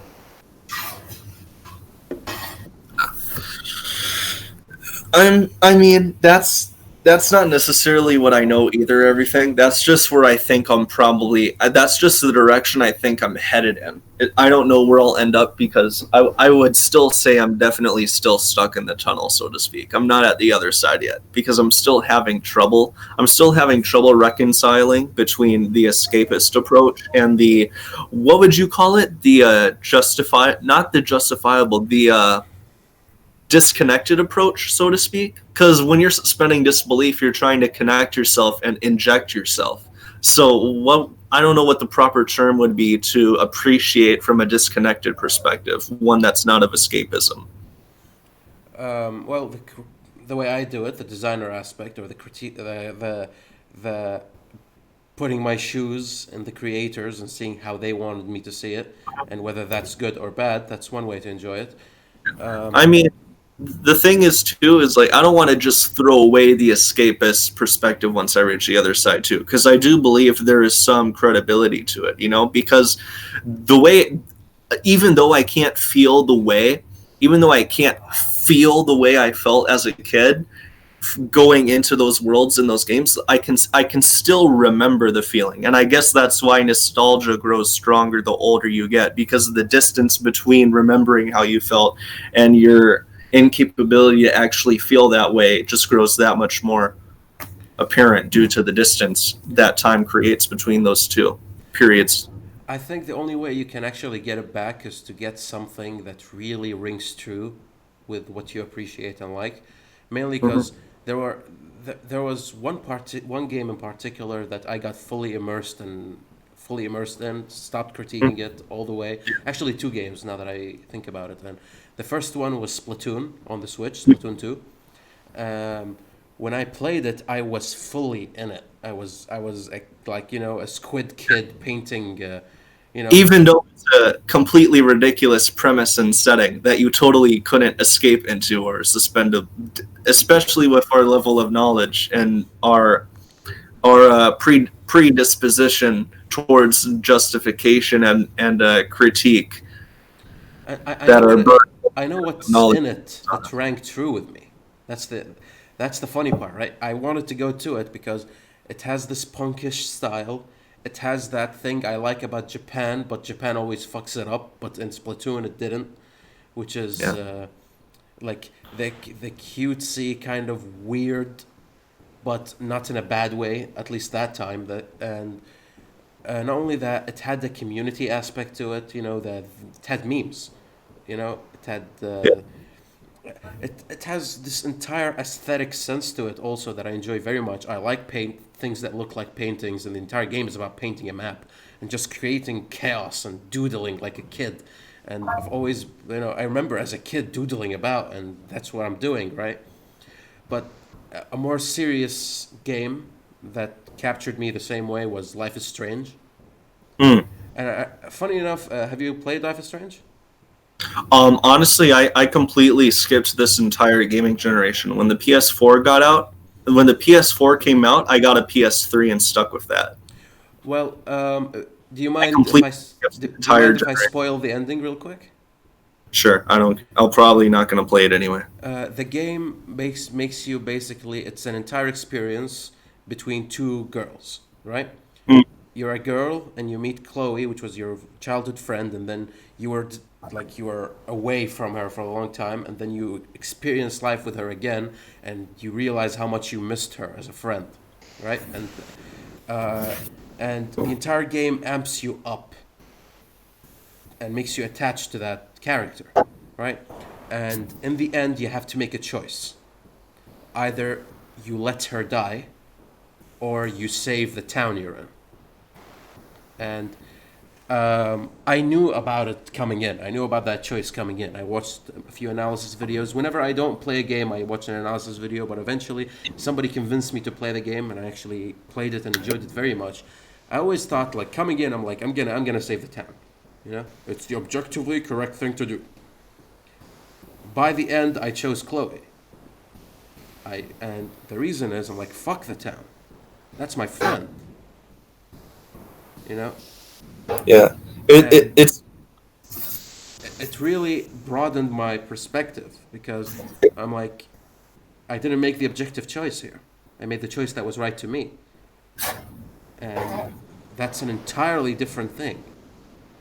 And that game managed to immerse me, and the only reason is because it gave me an attachment. It wasn't. I couldn't just do this with a Call of Duty. It had to be something that rang true with me. yeah. Well, I mean, that's what makes it human, right? Yep. So I think that's our escape as intellectuals. Yeah, That's pretentious. As yeah. people with intellectual tendencies, people who Yeah. are stuck in the dark, as they say. Um, our I, our escape is through finding something that rings true with us. yeah, I think that's one thing. That's one argument that Marvel fanboys make against DC fanboys is that DC characters are supposedly idealized versions of good and evil, and then Marvel characters are similar characters but with the human element as well. Yeah, they're certainly more human, more relatable. Like Iron Yeah. Man's struggles can be seen by any normal person. But the other thing too is that I don't think that necessarily means that there's no place for for the idealized versions either. I Definitely, think yeah. one thing is like it's if you break it down to its purest forms, it's like a order and chaos. Neither of both of them want to be both of them don't want the other to exist, but they need each other. It's you need realism, but you need idealism as well. But I think that's the problem with people in the U.S. right now is that they're leaning too much towards idealism, but it doesn't allow for them to properly implement it in grounded within the boundaries of realism. I've actually made a video on this. I didn't call it idealism because idealism is the bad form. I made an analysis between realism versus romanticism. Yeah, And romanticism is, think of the French Revolution when people wrote books on that, or Shakespeare when he wrote, the Julius Caesar play. It was romanticizing something that happened. And yeah. the romanticized perspective became more important than what really actually happened because it was more inspiring and it gave you more passion towards that thing. Versus realism, where it's like, I always give it like the Skyrim versus The Witcher. Yeah, but there's value in the romanticism. Definitely, definitely. One thing I would say about order and chaos too, you mentioned idealism is bad, but I wouldn't necessarily say that's true because if you break down order and chaos, another way that you could look at it is mother and father, right? And if you look at parenting only really works well when you have both a good mother and good father because if you only have order, you're susceptible to the malevolence of order as well as the benevolence of order. Whereas if you only have chaos, while you're subject to the benevolence of chaos, you're also subject to its malevolence as well. But if you have both, If you have both, then you can receive the benevolence of both. Well, they both kind of mitigate each other's malevolence, so to speak. Actually, this is Because you look at the mother. There's some things a mother can do that a father just can't do, and there's some things a father can do that a mother just can't do. If you understand what I'm trying to say. this is precisely why I choose romanticism instead of idealism, because on the spectrum, romanticism is closer to the middle than idealism is, and realism is not too far off the spectrum. That would be hyperrealism. It'd be like those atheist scientific types who, if it's not fully objective, then it is not good, and therefore I don't watch any fiction. You know, there's that Hmm. guy. I call them the hyperrealists, and there are then the realists, the people who like more realism as part of their art expression, and then the romanticists who like less realism and more romanticism in their art. Idealism and hyperrealism would be the far off spectrums, and that's when it gets unhealthy. When people just want the ideal, that removes any ability to converge towards the ideal, because the ideal is always something that's so far away that you can never Ideal is reach. something that'll never be achieved. Yeah, So you just have chaos because it's like you're trying to get to the ideal, but you can't. But because you're only trying to go for the ideal instead of trying to properly implement it within the boundaries of realism, you just end up getting nowhere because precisely. you're not trying to implement it within the boundaries of realism. And again, it's And the I think Skyrim versus Witcher argument, right?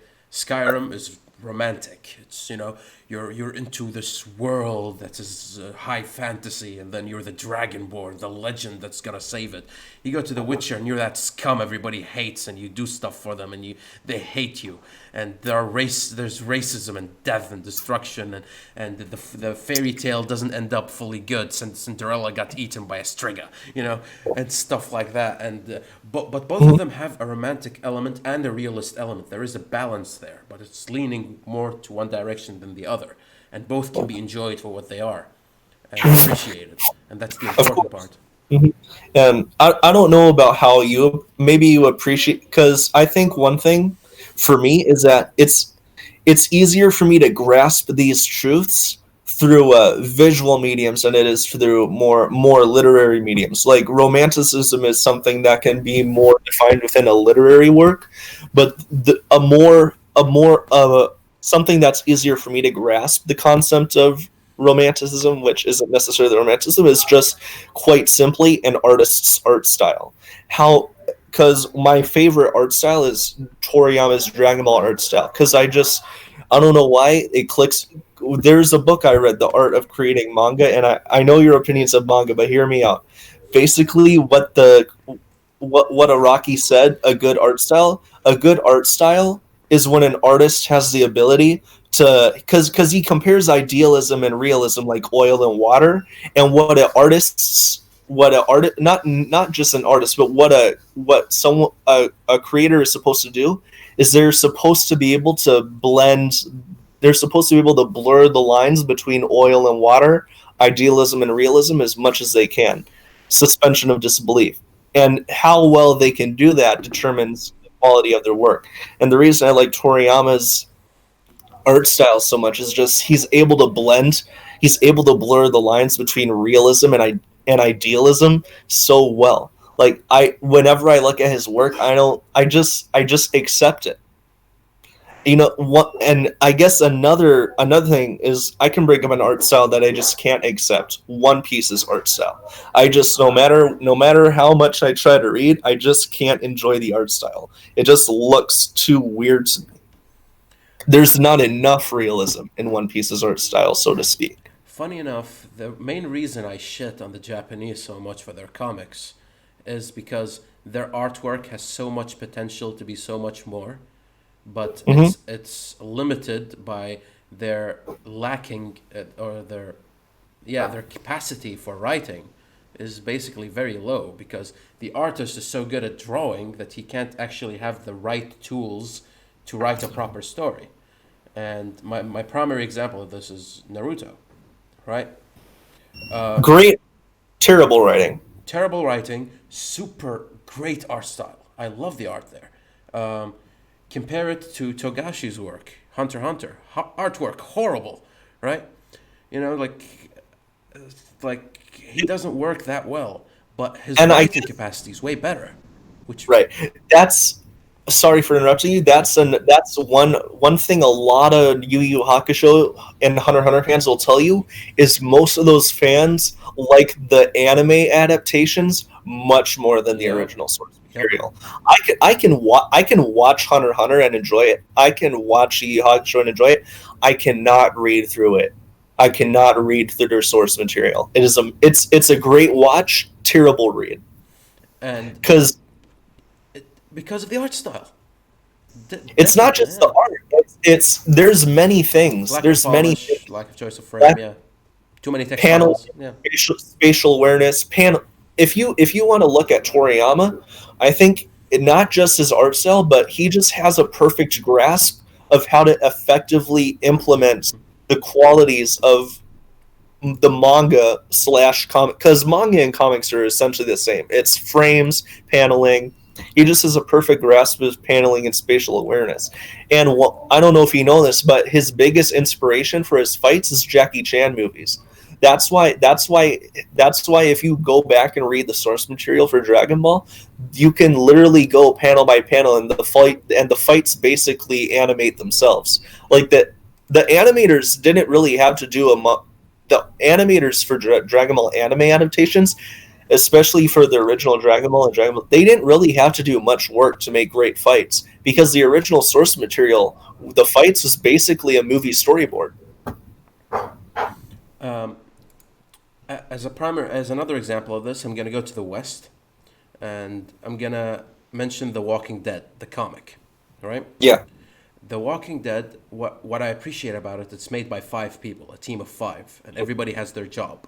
There's the artist, there's the shadist, there's the writer, there's the guy who puts the text on, and there's the guy who puts it all together. It's everything is separated right and well. This is why I like Western comics a lot, because the split is well defined. Not DC and Marvel. I'm talking about like the independent comic companies with their own that's stories and their yeah. own shits. And There's a good way to separate the right. There's a good way to separate the workload, and there's a bad way. I don't like how Marvel and DC handle their separation of the workload because it creates a dissonance between because everyone has their opinions of what the characters are and what they yep, represent. there's a lot of And fights. Yeah. yep, and the problem is much worse in DC Comics than the Marvel because at least Marvel has some form of continuity. Earth 616, but DC every writer for DC just does whatever the hell they want. They don't care. So that's like when people try to say there's a definitive version of a DC character, there really is no definitive version because everyone just does whatever the hell they want with DC, which isn't necessarily a bad thing, but it's not necessarily a good thing either because it just creates a lot of unnecessary and honestly irrelevant arguments. Like who cares what the original version of like people with the new Joker oh that's not what the Joker is. It's who cares? What is the Joker? You know, it was a good movie. That's all you need. It's not only that, people forget that the Disney era stole from us something very important, which is the ability to put our own creative interpretation on old works. How many Yeah. versions of Dracula is there? Sherlock, all these guys. Everybody puts, and they call it an interpretation, right, of the original. And it's all different and Disney, quirky. yeah. It's funny that Disney doesn't really. There's a lot of people. There's a lot of people who love these classic Disney movies who probably don't know and never will know that most of these are adaptations of actually pretty dark and grim books. That's what Walt Disney did. He just took a bunch of dark, gruesome stories and made a kid-friendly versions of them. Oh, what he did was much worse. It wasn't that pissed me off. What pissed me off is his trademark and extending copyright laws to 100 years instead of it being just 20. Way back Oh, it was when, Walt Disney himself that did that, or was it? it's I thought Disney it was just the itself. company. It's Disney Okay, I thought itself. I don't know who did no. it exactly. Okay, I was because I wouldn't think that Walt Disney himself. It's just what his company. I bet he's roll. I bet honestly, if he saw how his company is right now, I bet he'd be rolling in his grave right now. Probably, probably. And again, the bad part is, imagine Dragon Ball instead of having Dragon Ball Super. That's embarrassment, right? Instead of having I, that, Honestly, Dragon Ball Super was so bad it made me give GT a second chance, and I GT actually was found better. myself Yeah, GT was GT, better. I agree with you. especially the Japanese version. Honestly, you know what's if you listen to the Japanese version of GT, The the soundtrack's good. Yeah, soundtrack, super good. it's it's funny because GT came out in Japan 1 year after Chrono Trigger came out. And if you listen to like classic JRPG soundtracks like Final Fantasy VI and Chrono Trigger, the Japanese soundtrack for GT sounds very similar to a JRPG soundtrack from the SNES era. But let me stick to the point here. Dragon Ball. Imagine if me, say, or you, okay, 20 years after Dragon Ball was made, was like, I want my put my own perspective on the genre. I think I want to make the Dragon Ball universe the way I want it, and I want to put my own interpretation on it. Instead of making something new every year, you'd go to these classics that you loved as a kid, and you'd put these interpretations, and you know all these stories you've came up with as a kid. I bet you like everybody whenever they watch a show, they make their own fan fiction as a kid, right? And but now you're well equipped as an adult to actually turn that and materialize that into something good. Imagine Star Wars in the hand of proper Star Wars fans who can write. Imagine what's its name? Like imagine Sonic. The Yeah. disaster that is Sonic. Imagine that in Honestly, proper hands. yeah. Honestly, Dragon Ball Super and the new Star Wars trilogy made me realize that all of our fan fictions, including mine, are probably all crap. It's not. It's like it's just leave it. But the problem is when the original creators themselves, because everyone is susceptible to mistakes. As good as George Lucas is, if you surround him with yes men, you get the prequels. Toriyama, Toriyama wasn't Toriyama. If you wear him out, because with Toriyama it's a little different. Dragon Ball was basically the only thing. If Dragon Ball wasn't around, the anime industry was dead. So Toriyama was basically Shueisha's workhorse in Japan. He had to make Dragon Ball because if he didn't, anime and manga would have died, and there would be nothing today. No. Here's the thing. Let me defend our fan fictions here. Okay. Look at there was a Pokemon game that was made by a guy, non-profit, fully free, made on like something. I think it's Pokemon Uranium. That's the name, right? And everybody who played that game vouches that it's the best Pokemon game they've ever played. Not even close to any like game made by Game Freak, right? Nintendo killed it from the internet, wiped Well, it, right? But mhm. it showed what this tells me is that it took the potential of this brand could be expanded upon if people who know what they're doing take over. And I always bring to attention, look at Bram Stoker's original Dracula and look at all the spawns that came out of it. Some of them were horrible, but the idea of the vampire became pop culture, right? And people, I can put vampires in my own show and nobody minds, you know? Do you know when the because this wasn't pop culture right away? Do you know when the idea of werewolves versus vampires became a big thing? Was it the Underworld movie, or did that It was happen before? the Elderworld movie. It was the Underworld movie that made vampires versus werewolves popular. Um, it's the one who popularized this for sure, but it was always like, there were always polar opposites, the lichens versus the vampires. That's the one that made it pop culture for sure. But um, the point here is that allowing people to take what they experienced as children, become experienced writers, and then do it, or programmers or whatever, and put their own take on it after the other person has profited from it. 20 years, that's a lot of time to profit from a brand. And allow us the chance to actually make our own interpretations. This is, that's what made Sherlock so popular. How many Yeah. interpretations of Sherlock do we have?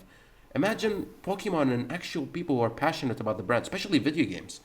Hmm. But now we're stuck with the 100-year trademark thing, and I Yeah. bet it will be extended the second it hits 100 years.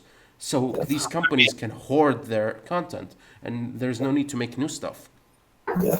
I mean, I understand what you mean. I'm not necessarily saying that fanfics and different interpretations are bad.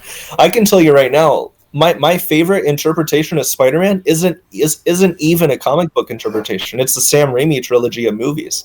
Spider-Man is a comic book character, and my favorite version of his story isn't even a comic book. It's a movie. I think Sam Raimi's trilogy of movies is better than any of the comics, honestly, for Spider-Man. He just perfectly encapsulates what the character represents. And that's the key word, interpretation, right? Yeah. That was his interpretation of the Spider-Man character, and it rang true to you way more than the comics ever did. A lot of people. Yep. Yeah. Honestly, I'm not saying that movies was a period of comics. It's just the problem with the one thing I like about Japanese comics, manga, than American comics is Japanese comics and manga. They have much more creative use of not just the art style, but just the medium in general, so to speak. They make much more creative use of spatial awareness, paneling, framing, etc. That a lot of most comic books in the United States have very basic framing, paneling, and transitions. If you know what I'm trying to say. That's only DC and Marvel. Look at Image. Image will make you happy. Image Comics. I've had, actually, let me bring you a few examples just to illustrate my point. But the problem is when I look for these works, I look for a package deal experience. I need something to have good art, good writing. Basically, if I'm enjoying something, it needs to excel in the medium it's trying to portray itself in. That's why a lot of people say Togashi would be much better as a novel writer than a manga writer. So, what I noticed about the Western style of making comics is that, and I'm not talking DC, I'm talking just regular, what the West usually writes is that what they allow is more of the background to show. They like far shots, right? While the Japanese style has more focus on the character itself. And as an example, this is a comic called Revival by Image Comics. And it goes something like this. This is how the frames would look like. And it shows you more of the background and the interactions. I don't know why I'm not able to see your camera. Should I change the region? Oh, you're not able to see the camera. Yeah, No, I think haven't that's the from whole me. stream. Basically, Discord has the camera on loading, and I think it's OBS doing a little bit of shenanigans. It's a bit complicated. We dealt with it a few times, but usually before stream. So what I did is actually I overlaid my camera onto the place where my face should be, and so it's showing on stream, but it's not showing to you. If you can open the stream real quick. Yeah, let me just open the stream. Yep. And Yeah, let me. having both these tabs is going to drain the hell out of my battery, though. Yeah, you only do it for quickly, and we're almost done anyway. So let's see if you can see it. So that's one example. I'm looking. There's going to be a delay between the stream. Yeah, you're gonna look at them when it comes out. I'm gonna just show both of them. The other one will be from the Game of Thrones comic series made by Bantam, and it goes something like this. And there is always a focus in the Western style on far shots, than opposed to the Japanese style, which is more character focused, even though there is background. And both styles have merit and have tremendous potential. But what So DC is there a fails way at to? yeah? Are there comics that effectively use both, or is it like oil and water? Basically, if you go black and white, the way the Walking Dead comics is, I don't have them on me. I gave them to a friend to read. But if you do the black and white style, you have way more ability to focus on the characters. But if you choose colored, you have to scope it out a bit. That's what I noticed. Well, a funny thing about that, especially with one comic series, JoJo's Bizarre Adventure. A lot of people don't like the black and white scans of JoJo's Bizarre Adventure manga because Araki isn't the best when it comes to proper lighting and shading of his panels. So a lot of people can't tell what's going on in his manga in black and white, but it's his manga is much better in color because I think he always envisions color when making his book. Yeah, this I is don't why. know. Yeah, this is why. Like I give the Western comic creators that are not DC and Marvel way more credit than the Japanese because um, they know what style they want to write in and they make it work for them. While in Japan, you're stuck with that one style, and if you do it the way Dragon Ball did it, then nobody wants to watch it or read it. Yeah. You know? But you could also argue that there's a benefit to only working in black and white initially because it does allow you to focus on the quality of your lighting and shading much better. Yes and no. Yes, in the Because you aspect can, that you can always add color later on. Now, it might be harder to add color later on than to initially draw it with color in mind, but if your argument was the main reason they go black and white, I would be happy. But the main reason they do it in black and white is because they don't have time. They have to release on a weekly schedule. weekly basis. Yes, Mhm. and that Yeah, really destroys the ability of the artist to actually yeah, utilize his tools effectively. Like yeah, he yeah, has four assistants. He draws the main thing, and four assistants have to like deal with it. And right. 20 pages is a lot to get done Yeah, with it within the mhm, week, compared yeah, to the West that releases in larger strips 40 pages, but they take 2 months for these 40 pages. oh So yeah, they have way more time. The team is 5 people, so the colorist is on his own, the shadist is right. on his own, and they can do it in proper sequence while the writer Yeah, works on the next one for the paneling and all yeah. that. So Yeah. That's why, honestly, if you make it in the manga industry, it's much more impressive because most manga, there isn't a shadist and a colorist and a panelist and a writer. You're mostly a one man show, and if you're able to pull off being a quality one man show in that industry, that just goes to show how skilled you really are. or how much they've exploited you. I don't Like like that. Toriyama, yeah. Dude, On, the One Piece guy, Hiramashima, how many times has he been oh, Oda, hospitalized because of Togashi, Togashi has back injuries. A lot of yeah, yeah, they exploit their comic artists. To me, that's not impressive. That's just sad because um, these guys in the West they can keep doing it for 20 years. Like Walking Dead is still ongoing and will keep going because for as they're long as they want. respected. Not because they're respected. It's because The industry treats them better over here. yeah, the industry that precisely the industry treats them better. Keep in mind, DC and Marvel they treat their artists like shit, but other comic companies, especially Image, that was made by comic artists, they they they give you time. They know, and that's the I difference. mean, I mean, the biggest reason Image exists was because of Marvel artists who were complaining how they were being treated. Yep. Yeah. Now, you could argue that with Todd McFarlane specifically, part of it was his own fault as well, because a lot of people do say that that he could be a shitty person at time. I mean, there's the whole Neil Gaiman controversy where the very reason Todd McFarlane left Marvel is what he ended up doing to Neil Gaiman. So you could argue that it was partly his own fault too, that he was just a difficult person to work with. See, this is why I argue you should have unions on YouTube and art like people banding together because people being when people are being exploited, they either go somewhere else or they don't do it. But YouTubes are a bunch of fucking pussies, the YouTubers, and they love the platform too much to actually do anything about it. Every time we bring a historical example, I just go back to like, why don't the YouTubers do it? And it's because they're pansies, they're pieces of shit, and they need to be slapped back into shape.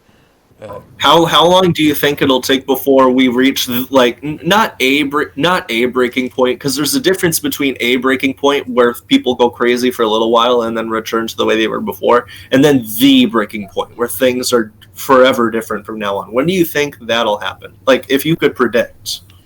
if I could predict, a lot of things have Be, to go right for this to happen, but I'm gonna be generous and say 3 to 4 years.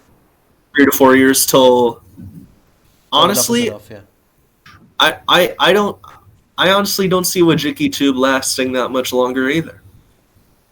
They can't, because again, why is Epic Games losing to Steam? Because Steam treats their people well. They treat gamers like humans, and that made them win. I mean, Every Steam has its own issues.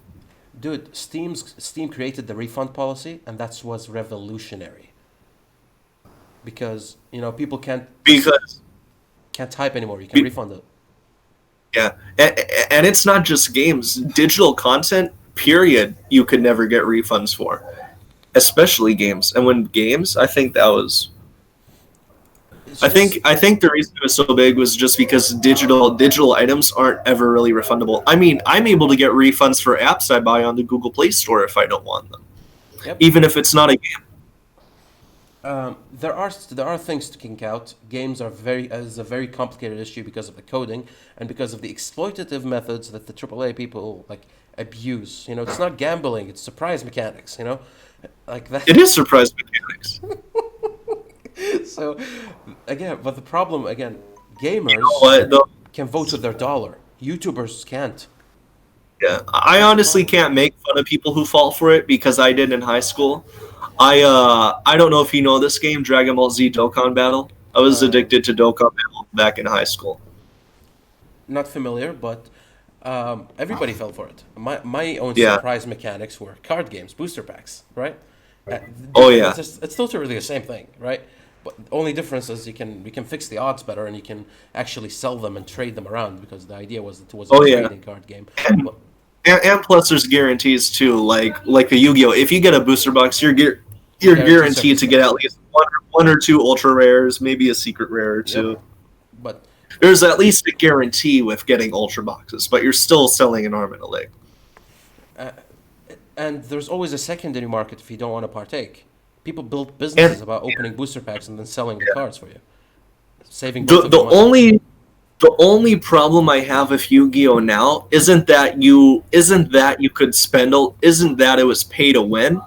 It's that you have to be pay to win in Yu-Gi-Oh now. You got to have the The new three thing, set yeah. of all the hand traps. You got to have all the hand traps. You got to have an engine. You got to have this. You can't just have fun and you can't you have to use a certain deck. You can't use what you want to win because you will lose if you don't use what the best is. Um, this was way better 3 years ago, back in Duelist Alliance format, when you had like 8 top decks and my rogue decks were just rampant throughout. Now, I don't care for anything after Synchros. Anything after Synchros is irrelevant to me.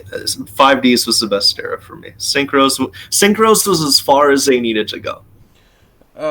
Yu-Gi-Oh certainly needs a rotation where they rotate out, well, where they reduce the power creep a bit. The way Pokemon makes money and Magic makes money is that they have a standard rotation, and there's only a limited set of cards you can choose from, and then they get out, and then new cards come in. And the way what that leads to is that you don't have 1,000 cards. And Right, you can't use old Magic cards in the new meta. Is that right? Old yep, cards they ban old cards. They don't become irrelevant to the power creep. They just outright ban older no, cards. they don't ban them. They move them to a separate format, like a legacy type format. They call it modern, and you can play like all these cards from thousands of years ago. But if you want to play Magic competitively, you don't have to do that. You can just play standard. Do you think Yu-Gi-Oh could benefit greatly from legacy formats? 1,000 times. The game. I'll Hmm. go back in the game if they introduce a rotation, because suddenly all the old junk and the power creep is gone, and the new stuff comes in that can refresh the format and refresh the Man, way the rules are being played, and you're not stuck to the old mechanics anymore. man, if I could come back with some Black Wings, things would be different, man. I'd pull out the Black Wings again, man. Um, Get my scrap iron Scarecrow I'm a Monarch guy myself. Um, Monarchs. I had the only Monarch card I had was Mobius the Frost Monarch, and I just kept it because it was hollow. I never actually used it. All I had was Mobius. Still my favorite card to this day is Caius, which is tribute summon. Tribute summoning is my favorite mechanic, which is why I like Monarchs, because they give you pluses for tributing. And I think you should give Rituals a chance. Honestly, Rituals have been receiving a ton of support these past years because Rituals are basically tributes. um, Rituals are just tributes of spell I cards. played Necros back in the day. Necros was the ritual support, like the ritual deck of the day, and I always had the relinquish deck. Everything, Yeah. you know, you can't go bad with the old school. Not that Thousand Eyes crap. No, no, real relinquished. You know. Pegasus, bro. Yes. Oh, the old. Maximilian, bro. Pegasus. Yeah. Oh, No, again, all of these things go back to the same aspect, which is that you can in all these things you can vote with your dollar, and sadly YouTube you don't pay to be in it. So you can we fought YouTube Red, right, and we succeeded for the most part. You know there are no longer YouTube Red exclusives, you know, and all that, but the problem is that the creators aren't willing to make YouTube lose money in order to improve the format. They became fully dependent on YouTube.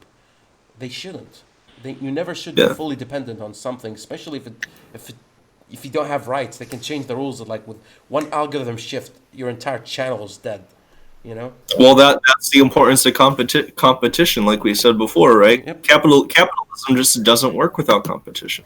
And honestly, back to gaming, because the big thing PC gamers are complaining about right now is they don't want competition. They just want one launcher. They don't want to use multiple launchers.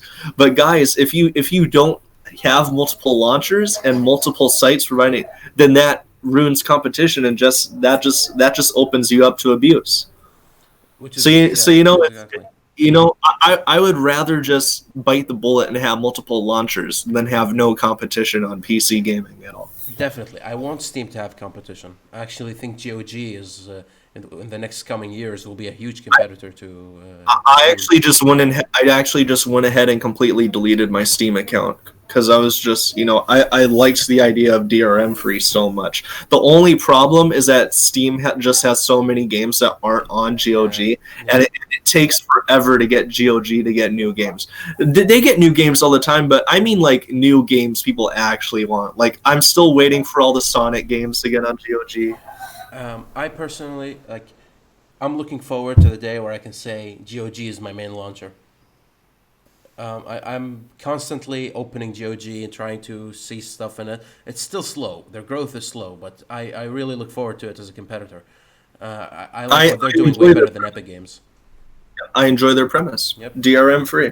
DRM I free. like. Beautiful. I want to own what I buy, even if it's digital. I want to feel like I own it. That I don't need to be always online to play it. They also have that like their new GOG launcher they're working on is fucking brilliant. Like what they're doing basically is You can buy games from other websites, but you only need you can use the GOG yes, launcher for your yes. Epic games, your Steam games. And it will be the launcher to unite all launchers, right? And for that, look at it, it's so friendly and nice. You know, it looked at a real issue and tried to solve it instead of what Epic Game tried to do, which is exclusives. Fuck you. And honestly, the biggest problem people have with launchers, it's so stupid too. It's just people don't like when they boot up their PC, all their launchers opening up at once on boot up and making their computer slow. You can so easily go into settings and just flip a switch to make your launcher not turn on at boot up. It's so easy, but people would rather just have one website and no competition than just go change the setting quick to make it not open up the launcher on boot up. Arasan, Steam already had the launcher to unite all launcher premise, but nobody can put Steam games into their own launcher. But with GOG, you can. Yeah, GOG, he's like, okay, you can put it on Steam if you want, but here's what Steam did, Thronebreaker, that Gwent game that came out. Basically, Kind of. basically, if you play Thronebreaker, it gives you rewards in the actual Gwent multiplayer game. So, but if you buy it on Steam, you don't get these rewards. And the reason is that in order to get the rewards, you need to log on to your GOG account. GOG account. Yep. But you Honestly, can't do that's that if you buy the game on Steam. Yeah, actually a lot. There's actually quite a few games that are useless to buy on Steam because Yep. it's just better to buy them from their own individual websites for their. One game, Final Fantasy 14, the MMO, it's completely useless to buy the Final Fantasy 14 from the Steam website. It's better to just go to finalfantasy14.com and buy it that way because DLC has compatibility issues. If you have the Steam version, you need the Steam DLC. If you have the 14 website version, then you need the 14.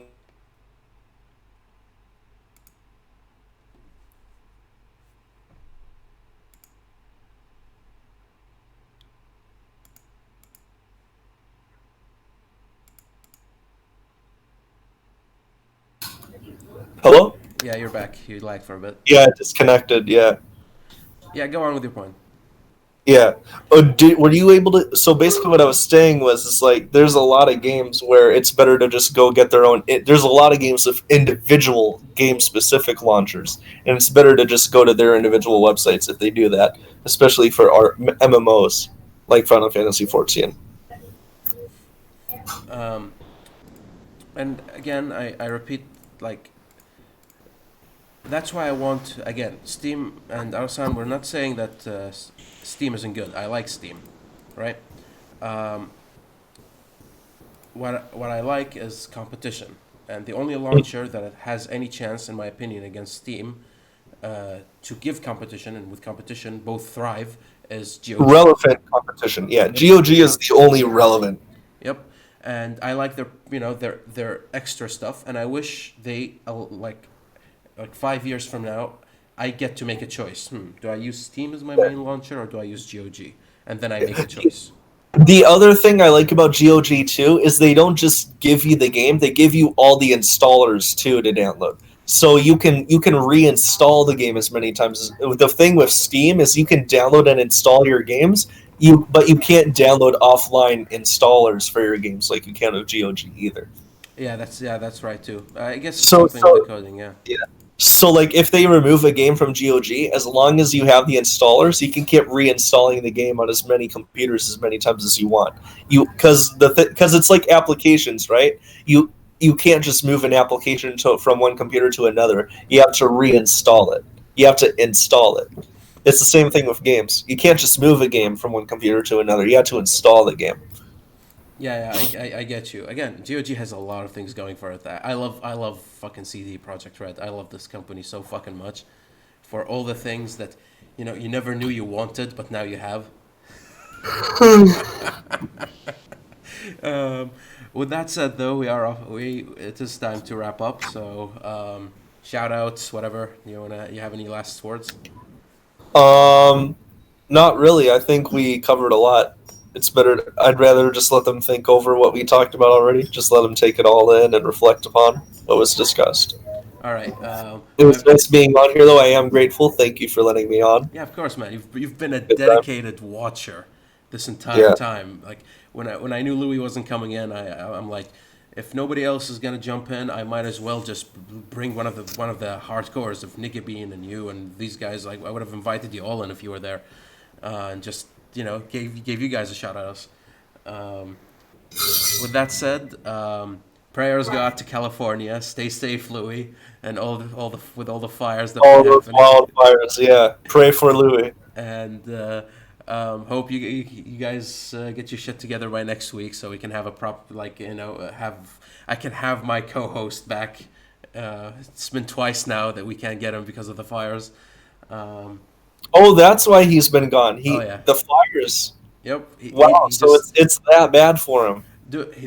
he relocated, and the internet connection where he's at right now is super super bad.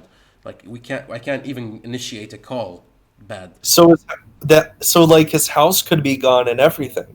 Yeah, it could be, and Wow. yeah, it's very bad on his scale. Like they already lost 200 houses, and the fire is still it's not even close to being contained. It's 15% contained. Last time he talked to me, um, so we don't know what's gonna happen. But again, our prayers go to Cali.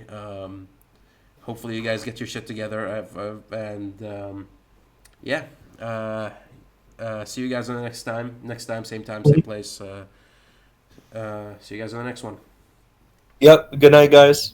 Take care.